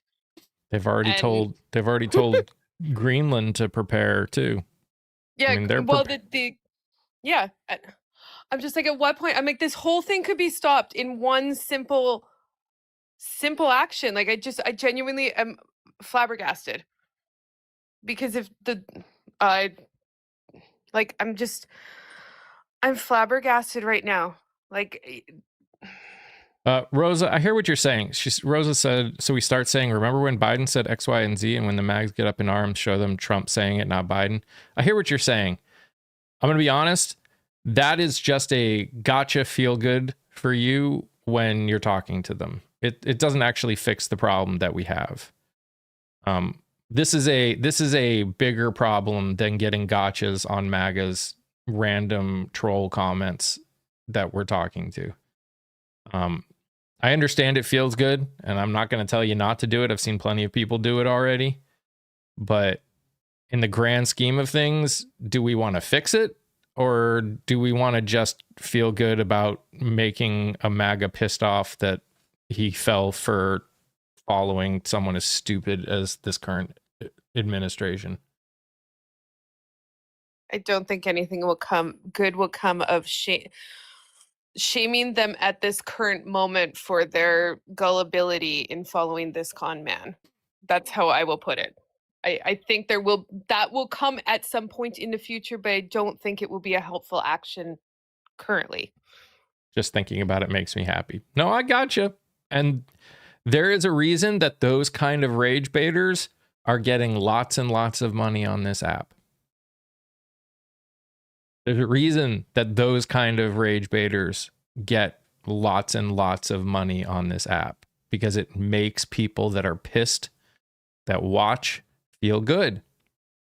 And they want to keep feeling good. So they keep throwing money at the people that keep doing it. Unfortunately, it doesn't fix the problem. If anything, at least to some extent, it probably makes the problem worse. Because making them, it just makes the people get defensive and probably pull farther to the right when it happens. In general. Well, a couple of things. Number one, they don't listen to anything we have to say anyway. So it's irrelevant. And secondly, to do that, and I have no problem doing it. In fact, I mock them all the time. But I do that for the independent voter, not for them, because I know they're unreachable. They're gone. There's nothing we can do about it. But it also misunderstands the deep psychological reasons as to why they follow Trump in the first place. They don't follow Trump because they think his policies are going to help him.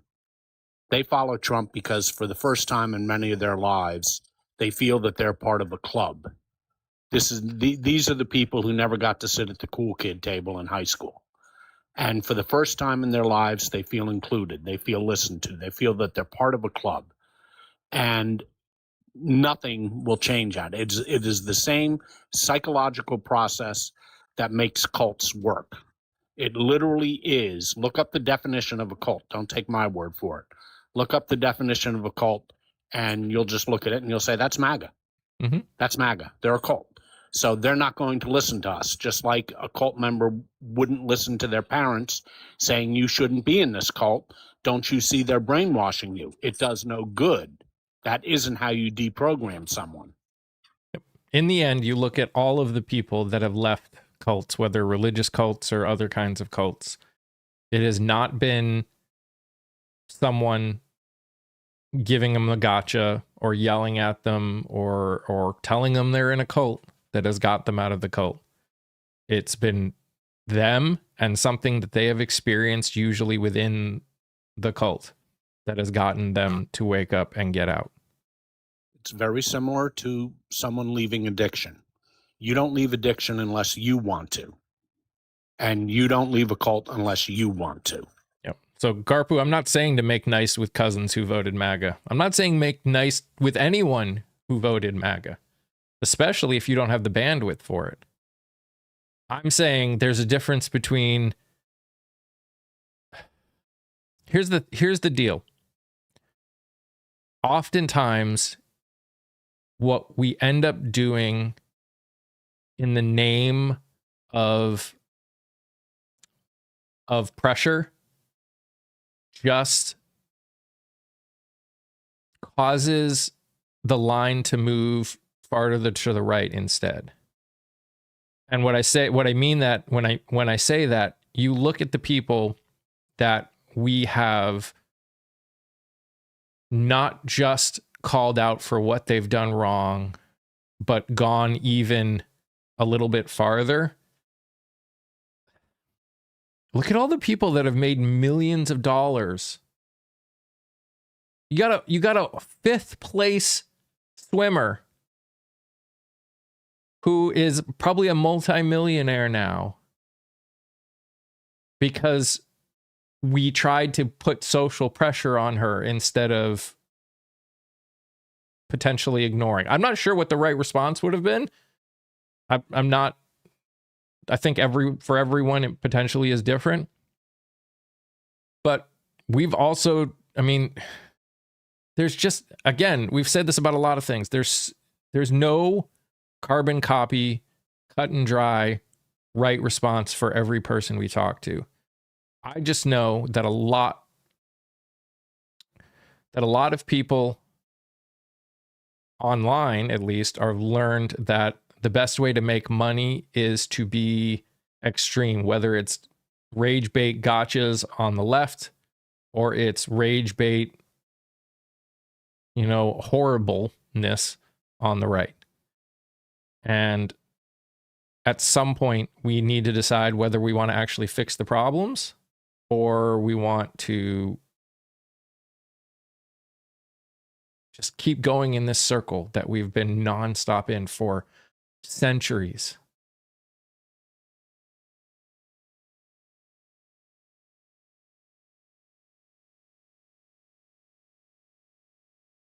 What that looks like, I don't always know, but sorry. I was going to say, I agree with you. It's either we want to be like, see, I told you so, I was right, ha ha ha ha ha, or we want to actually fix the problem and to try and even awaken a cult member by shaming them. I don't think scientifically that ever works. I think that's literally the opposite of what any person who has treated somebody who's escaped a cult would ever advise. And so, like, I know we're all at a point where we're super incredibly frustrated and in some parts of the world afraid right now, but I and I struggle with this often too, trying, like, just looking at people and being like, how can you believe this? Like, we both have the same eyeballs, like we both can see the exact same thing. How are you seeing what you're seeing? Because, like, my brain can't understand. There's nothing in it that can understand how I would come up with your assessment of this situation. Like, but I don't know how I don't even know if as a society we can unindoctrinate these people at this point. I genuinely, it's a question for an expert in cult behavior. Like, I don't know if we can unindoctrinate all of those who've fallen for the mega garbage around the world. It's not even just America, because it's not just there. It's here, it's in the UK, it's in Portugal, it's everywhere. Kiva, pointing out they're wrong in depending on what situation you're in is obviously important. We shouldn't allow wrong statements to have voice. We said it, Or horrendous behavior.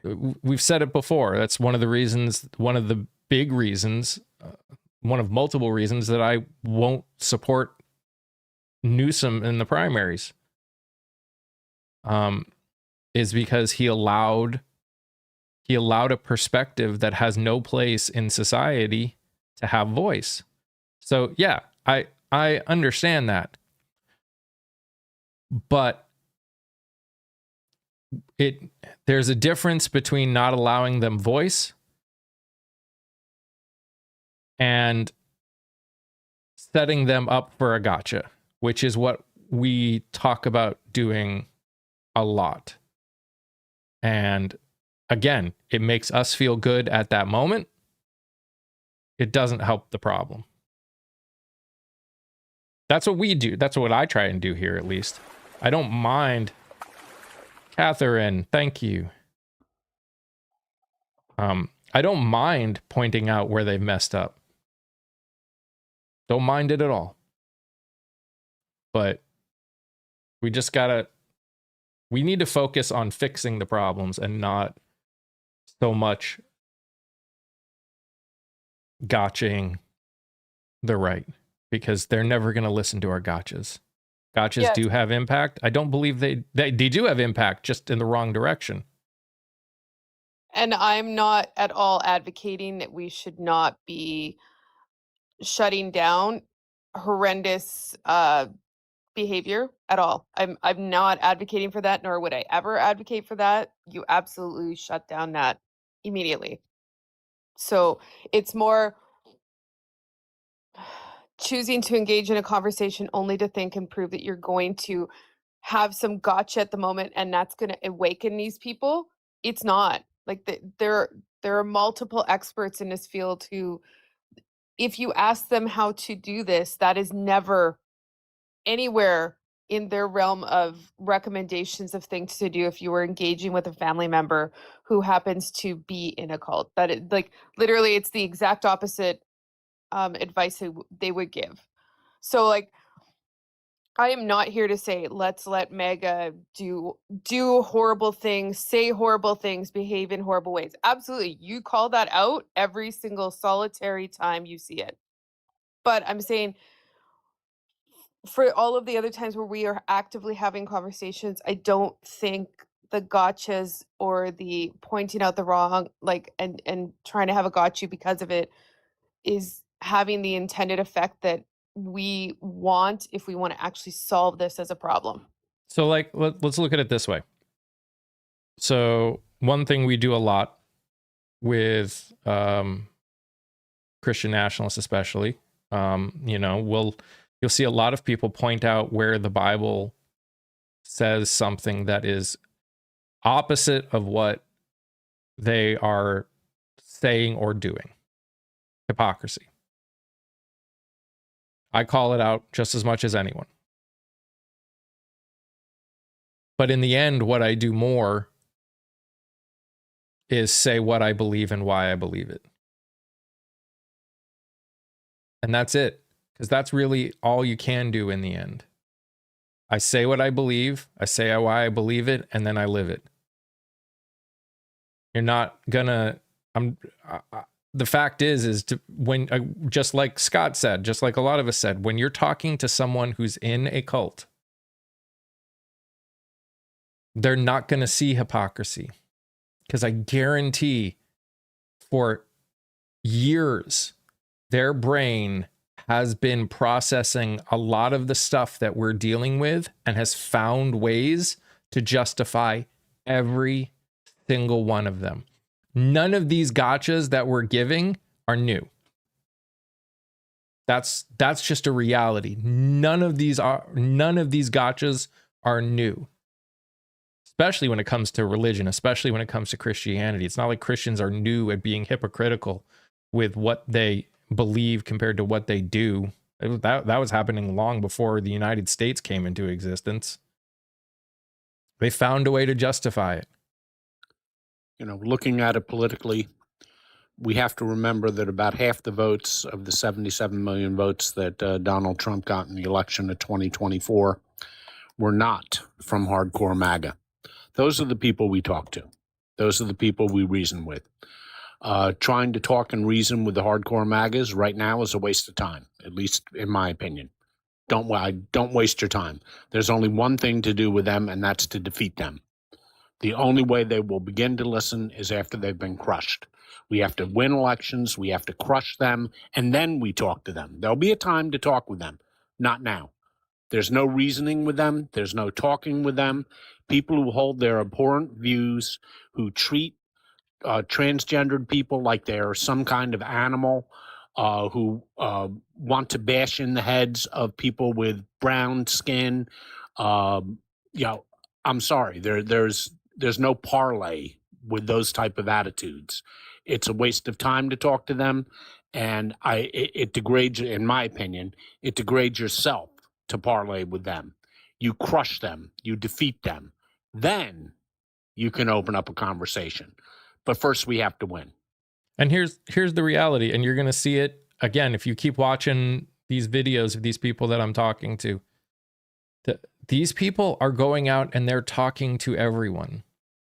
They're talking about the things that affect them. They're showing these people in red districts, these progressives that are in red districts. They're showing them that they're human beings that feel the same way they do about a lot of things. And are they converting all of them? Probably not. But they're planting a seed. And the wrong kind of seeds are how we got to where we're at. The right kind of seeds can go the same direction. And again, is that incumbent on all of us to do the exact same thing? No.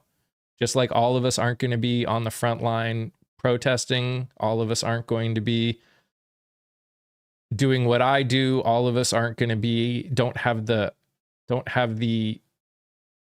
mental fortitude to go out and talk to people like some of these people that are running for office do. It's just, we all don't have to do everything. We all have our strengths, and this is not a snap finger and fix problem. This is something that's going to take years, decades before we fully work out of. It's sad reality. I think that's a good point, because in many ways, Donald Trump is not a disease, he's a symptom. The disease was there before, he exacerbated it. And that didn't happen overnight, and it's not going to be fixed overnight. And, I know Kia's talked about it. I know I've talked about it a lot. Candidates, the Democrats have had a very, very bad habit of not liking to go into areas where they don't feel comfortable, not talking to people where they don't feel comfortable. And you're going to find a lot of people in deep red districts who are disquieted by what has occurred in this first year. But if they never have a Democrat talking to them, why in God's name would they ever vote for a Democrat? I can't blame them. They say, I don't like what's going on, but I don't even know who the Democrat's running. He never comes to our town. Well, there you have it, Democrats. If you want to hang out in New York and San Francisco, go right ahead.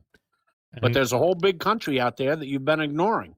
And when I tell you, and this is why I say this, and this is why you need to watch these videos of the people that I'm interviewing. The amount of representatives that I have talked to that have already gone to every district. I talked to someone who's running for Senate that has been to every district in their state so far. Multiple times. They're going to districts for people that have never, people running for Congress that they're going into districts they're going into areas that have voted red, but have never had a chance to talk to their representative because their representative doesn't do town halls or anything.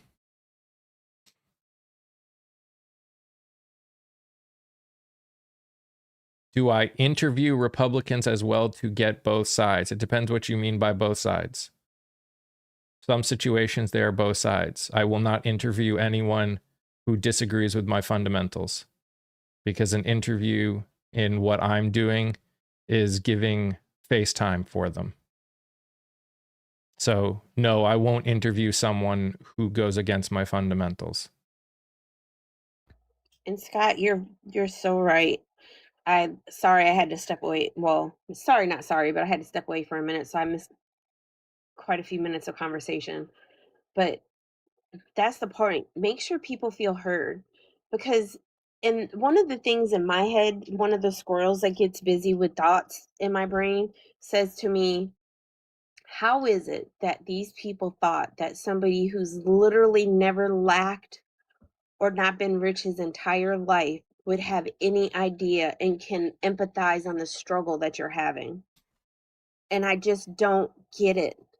And it's like, if you don't ever go out and talk to these people, and you let somebody, if that's what they're watching and that's what they're listening to, and that's the only kind of people that they see come to them, of course they're going to vote for them, because they feel like they've been ignored.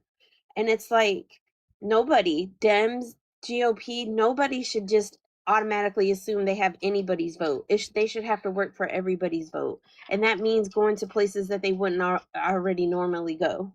And the proof, that's exactly right, Kia. And the proof is in the pudding.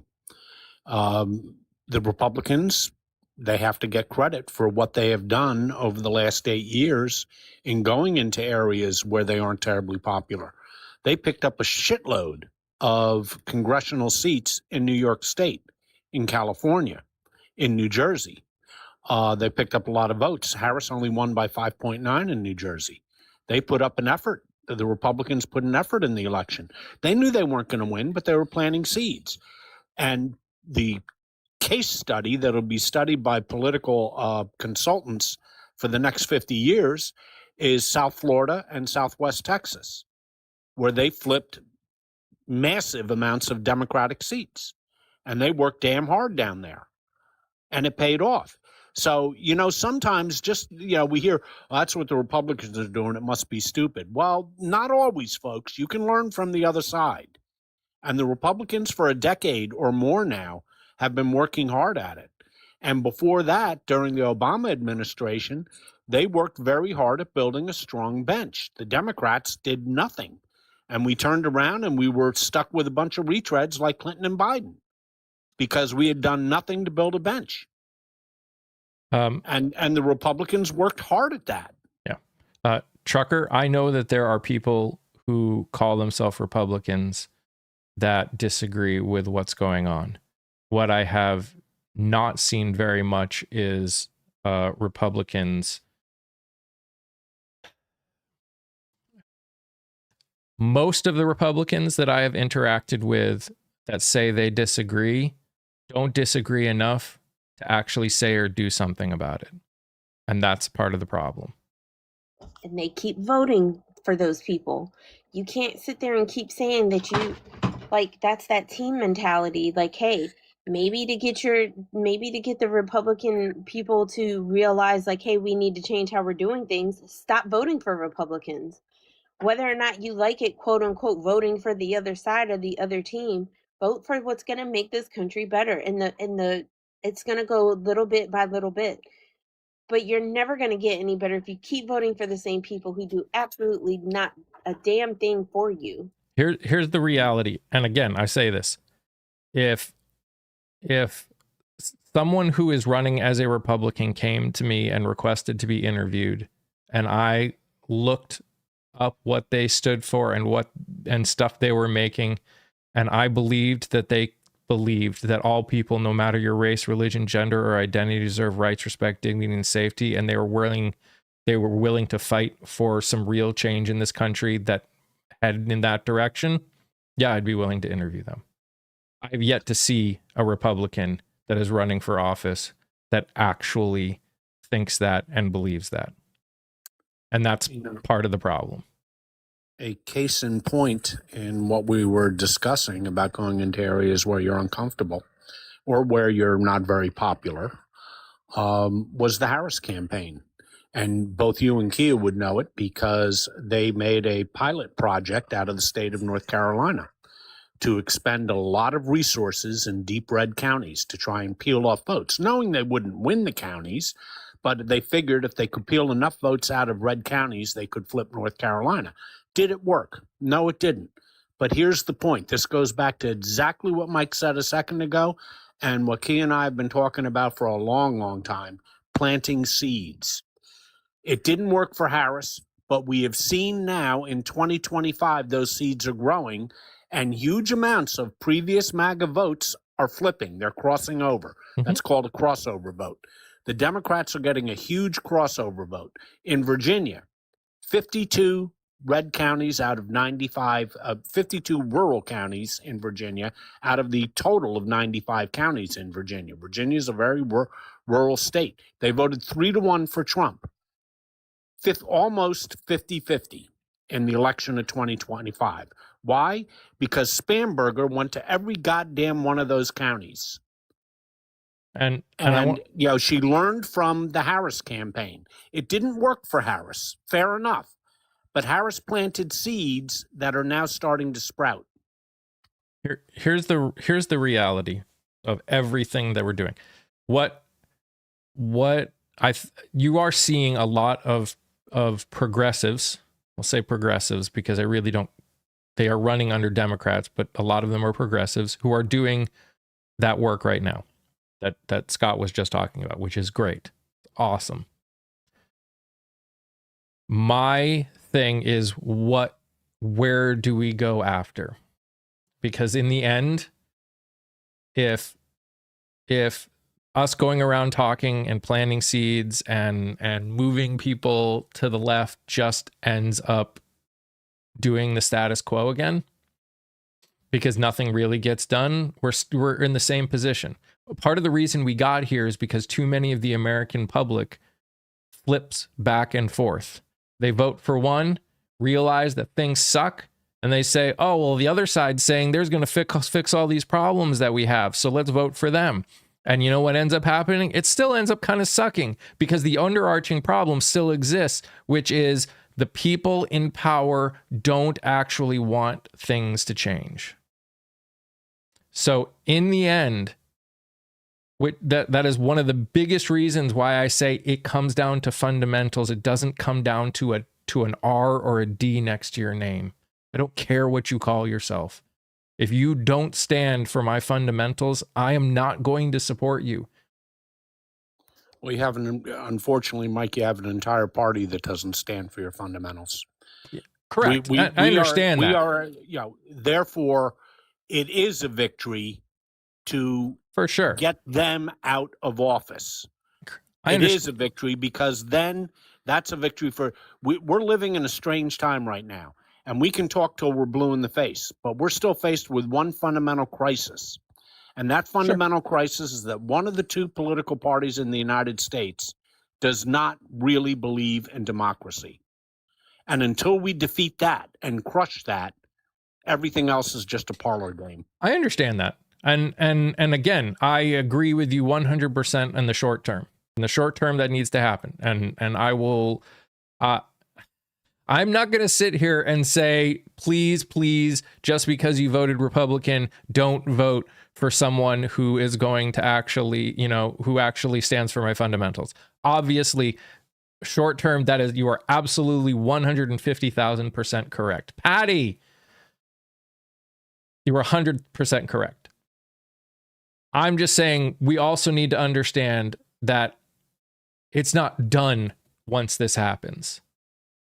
We aren't done once we get this group of people that don't care about us at all. Doesn't matter what side of the aisle you consider yourself. Yeah, that's a good point because there's a lot of work to be done after we put out the fire. my point was specifically, and you obviously caught it. Short term. Yep. That's a short term problem, but it's a short term existential problem. Sure. If we don't put out this fire, we're gone. We're dead. And that's one of the things that I keep saying on here is we've got a short-term fight that we're doing, and people are doing it. There are people running for office that are doing it the right way. There are people that are speaking online that are doing it the right way. There are people that are protesting. All of that needs to happen in the short term. We need to be having these conversations. We need to be doing these things, but we also need to tell ourselves, we need to remind ourselves that once this fight is done, there is another fight that in some ways is more important, is as important. I will say as important, because if we do all of this work, we get these people out of office, and then 2-4 years later, those same people come back in because in the end, we didn't actually put people in or do the work to actually fix the problems that caused these problems in the first place. We're going to be in the exact same position that we're in. So this is why I say it. Yes, this is absolutely what we're dealing with right now is we're talking our lives. We're talking the lives of people. And you can't ignore that. We're talking about the fundamental existence of society in some ways that we are fighting for. So I totally 100,000% agree. I think at times it becomes easy to focus completely on that because it's the one that's right in our face. But I think the problem is that was also how we got where we're at, because especially Democrats said many times that, they messed up. We need to fix this. And then they got voted into office and they didn't fix it. Now, again, are there reasons? Are there valid reasons? Yeah. In many of those cases, there are valid reasons why things didn't get fixed. But also some of it is a status quo problem. These representatives that have been in office forever and want to keep things the way they've always been. The reality that even some Democrats didn't really want things to change. Like they were okay maybe with tiny change, but they were unwilling to accept the fact that some real change is necessary to fix some of the issues we're in. That being said, there's a lot of problems. We need to focus. We need to pay attention and fight the fight right now, but we also need to understand that the fight's not over once we get people in office. Yeah, it's sort of, I agree with you. It's sort of like a step 1, step 2 thing. The short term is step 1, but that doesn't obviate having to do step 2, because you're just kicking the can down the road if you don't do step 2. I completely agree with you, and I get that. The only problem with step 1 is if you don't fix step 1, you'll never get a chance to fix step 2. Sure. That's why step 1 has to come first. You have to put out the fire. I have a question, Scott. I don't know, maybe I was listening to something and I heard it. But is there a way that, like, if or when we do start making some changes in the legislative branch, that we can actually beef up the quote unquote Hatch Act and the what's the other one where you're not supposed to make money? The emoluments clause? Yeah, those clauses. Is there any way to like beefing those up where, like, because it drives me insane to keep saying, like, and seeing blatantly in front of our eyes, like, him actively violating those, but like literally nothing is happening. Can they not do anything to beefing that up? Yeah, they sure can. In terms of the emoluments clause, that's pretty goddamn strong, and all it has to do is be enforced. And sort of the same for the Hatch Act. The key here right now is that Congress is doing nothing to enforce it, and it's not just in those two things, Kia. It's in literally everything from the Emoluments Clause, the Hatch Act, and the recently passed Epstein Act, which is the DOJ is saying, how very nice you passed a law. Fuck you.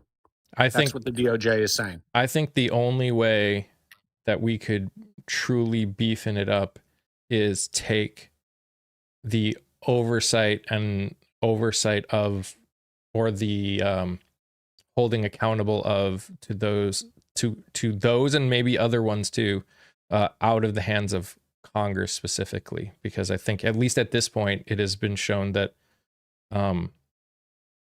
Congress is incapable of that responsibility. But then you're creating a fourth branch of government. By definition. You're creating a fourth branch of government. Yeah, I'm not saying it's wrong. I was thinking of something very similar to what you said in answer to Kia. I would have, most of this is done through the Oversight Committee, Kia. I would have a permanent standing oversight committee, regardless of who holds power in the Congress, Democrats or Republicans, has even representation. And this is the important part.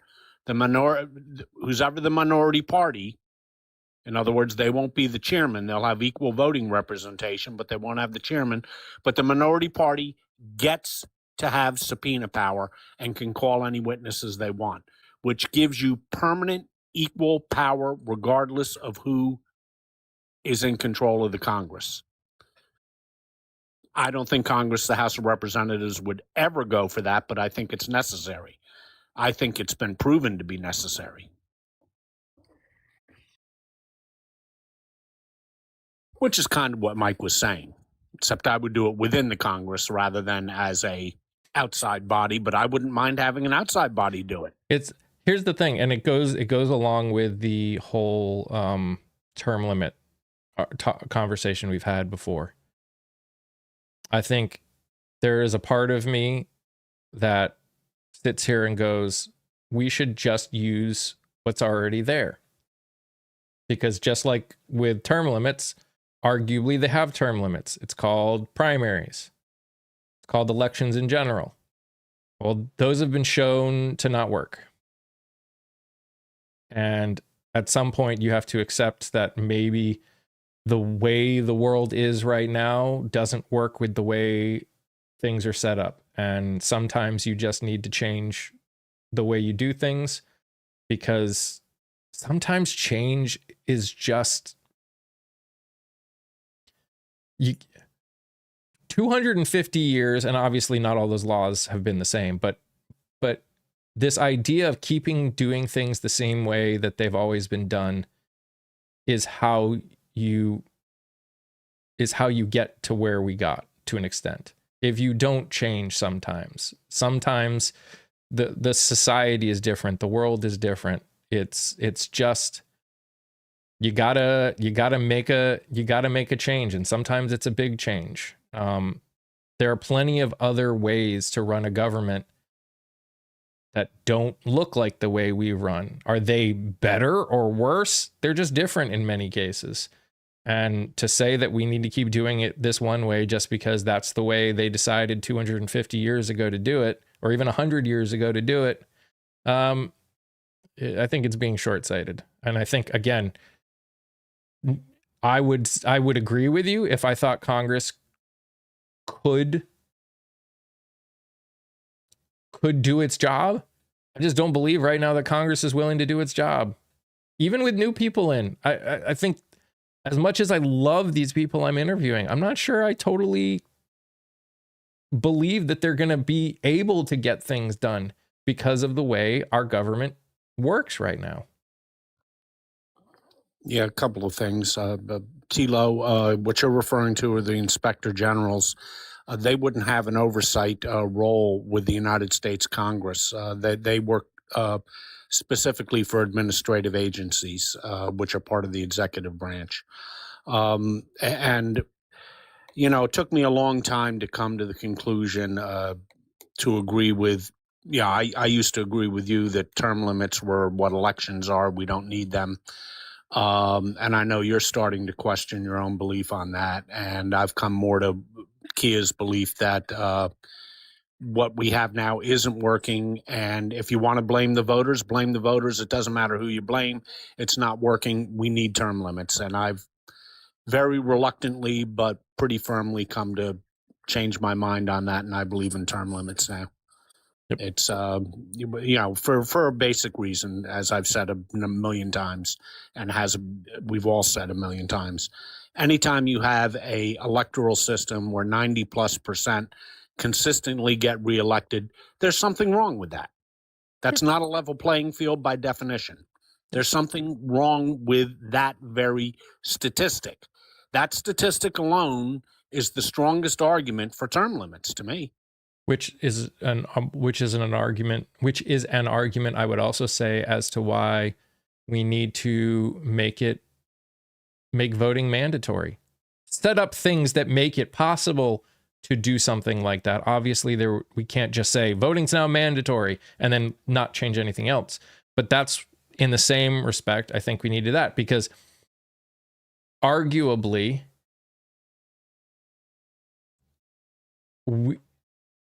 I always said that voting is a form of term limits, but that's with the understanding that people got out and vote, and we know people don't get out and vote. So what we need to do is make sure people get out and vote. At this point, the only way to get people to get out and vote is to say that is to obviously make some changes to make it easy to vote. Not a burden to get out and vote, not a burden to become informed, kind of a thing. But say, voting is part of being a citizen of this country. So everyone's got to do it and make that a viable option. So yeah, I agree. Study the way that Australia does it. See if it matches our Constitution. We can have constitutional scholars say if that matches, maybe tweak it a little bit to address the concerns you raised and do it. It can be done. We can do it.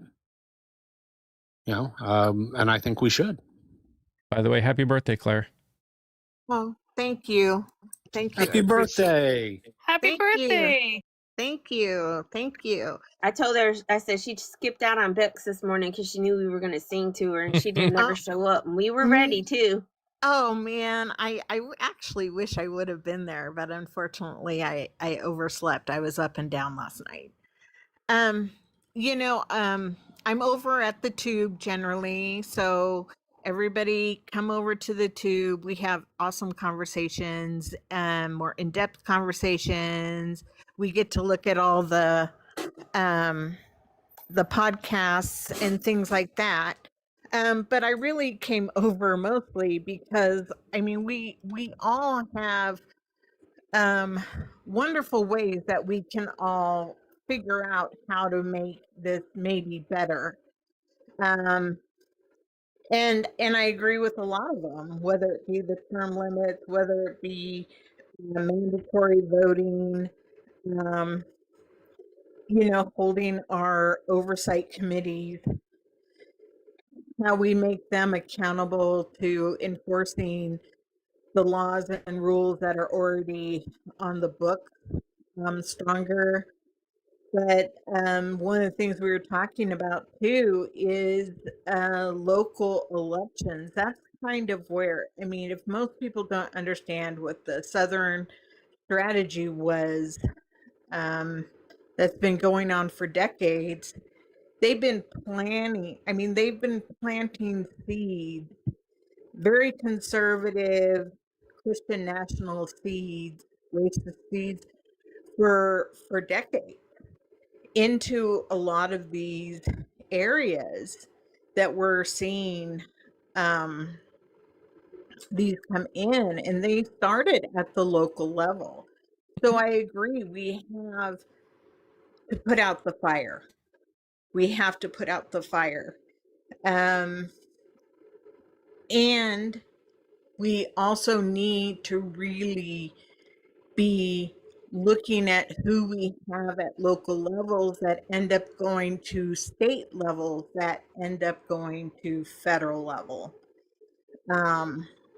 is the big thing. And I mean, I'm guilty of it too. You know, I would look at the federal elections, but I wouldn't necessarily look at my state elections and local elections and school board elections as much. And I think the people that put in the strategy and have been successful in it have really gone for they've had decades to go to the local elections and kind of sway a lot of those people and tweak it because they've had decades to tweak it. Yeah. You know, so I think there's a lot.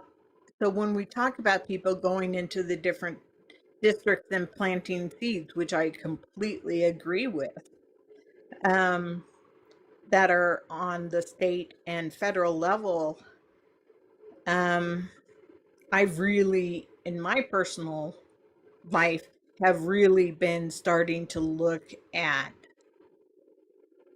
my local elections much more closely, and my school board elections and my state elections, because once I found out about the Southern strategy, and you can look it up and stuff, I realized how they have systematically gotten to where we are, where Democrats unfortunately really haven't done that, which I think is a part of where we are now. So, but come over to the tube. Come over to the tube. We don't know what's going to happen. But like I said, we react with what you guys are saying over here, but we have much more in-depth conversations. And yeah, so that's kind of my 5 cents, I guess, at this point. I agree wholeheartedly. It's one of the reasons that I'm opening up what I'm doing, not just to people running in federal positions, but state positions. I'm talking to many people that are running for state office in multiple different states. So I would love to. Local, I think the only reason I'm not opening up to local right now is I think I literally could be filming all day, every day, and never do anything else if I opened it up to local too. But if there are certain races where it would be super helpful, I'd even be open to that. So that's why we're doing what we do. So make sure you check it out. Chances are, and if you know anyone in your state who's running, have them reach out, because you know the best way to get people informed on what's going on is to actually do things like this where they get to talk about what they stand for. So Scott, you want to do your thing, because it's about that time. We're running out of time. Yeah. Well, as always, a great, far-reaching, and interesting conversation. As I lose my voice again, sucks getting old. At any rate, we all know who that's thanks to. That's thanks to your host and content creator, Mike. And if you look in the upper left-hand corner of your screen, you know what you're going to see. You're going to see Mike's name. And you also know what I'm going to ask you to do. Look to the right of Mike's name, and you'll see that little tiny orange heart. Please tap on that orange heart. A big old box is going to drop down. And on the right-hand side of that box is going to be 6 small rectangular boxes. 3 you could, or the ones that are blank, you can ignore. However, there'll be some that are shaded in black. Please tap on those black boxes. That way your content creator who works his ass off to put on this podcast every day and to create content for the tube gets points. But you know what I'm going to say next, so I won't keep you in suspense. You get the same amount of points too. So what the hell are you waiting for? It takes 3 seconds, and it's the world's ultimate win-win. And we've been talking about the tube an awful lot lately, haven't we? Clara just talked about it. She talked about the interesting and engaging conversation that the people over on the tube have. Please check it out, because the thing that we have talked about for a full year now is now going to happen tomorrow. There will be new ownership of TikTok. We do not know what that means. The warning signs are out there flashing. It doesn't look good, but that doesn't mean it's going to be bad. What it means is we just don't know. So what does that mean for us in this community? It means it is incumbent upon all of us to become familiar, at least, with the tube. Even if you come here every day, pop over there for a little bit on the tube just to get used to working it. And for goodness sakes, if you're not subscribed over there yet, please do. Because we don't know what's going to happen. We could be gone tomorrow.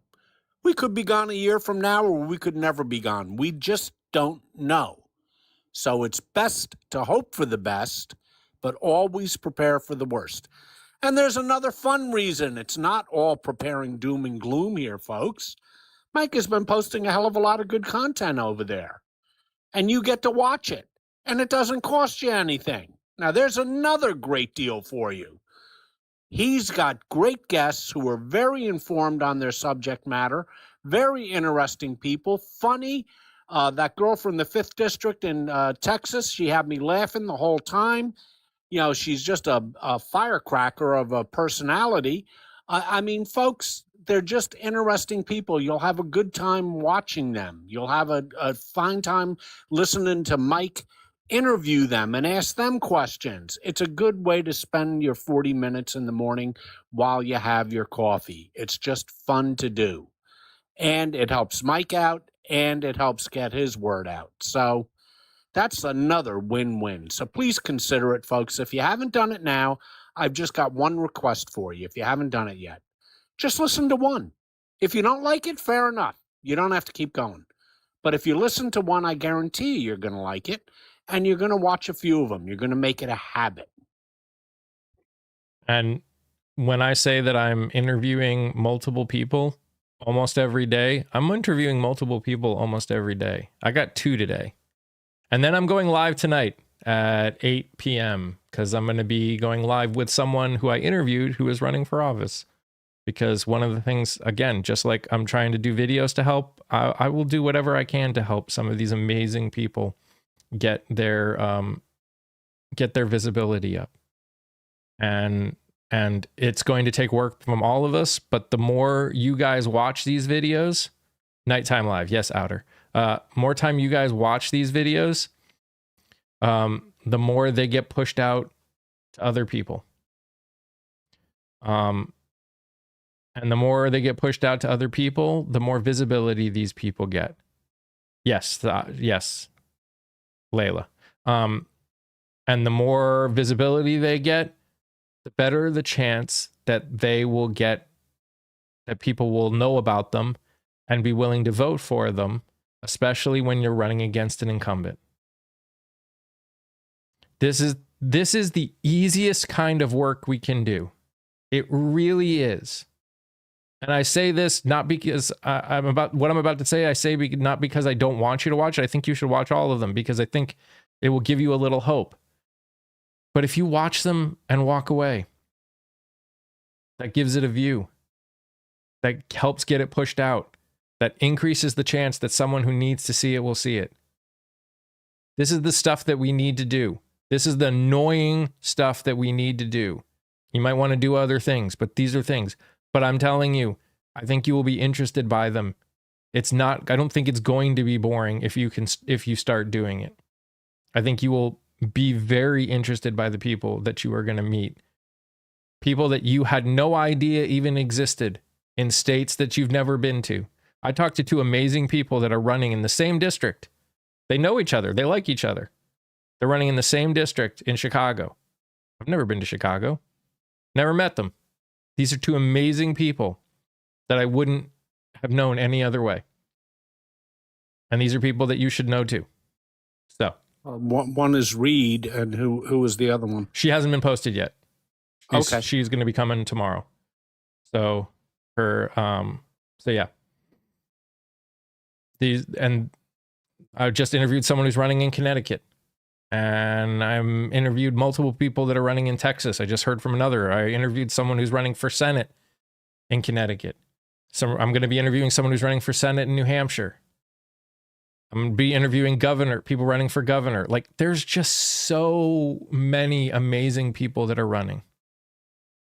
And when you don't have large amounts of money because you're unwilling to take PAC money, which a lot of these people are, it is incumbent on us to help. And the best way to do it is to watch and share. It's such a small amount of work in the grand scheme of things. And I'm not saying it just for me. I'm telling you, these people are good people. These people are people that want to help this country, that truly believe that all people, no matter your race, religion, gender, or identity, deserve rights, respect, dignity, and safety. And I see that when I talk with them, and you'll see it too. So, thank you, everyone. Thank you for everyone who's up here. Thank you for the likes, the shares, and the gifts. I appreciate you all. We'll see what next week looks like with that storm coming through. But my plan is that everything will go on, assuming I have power. Maybe we'll have a lot more time to hang out and talk because we'll all be stuck inside. Oh yeah, a huge storm coming down here.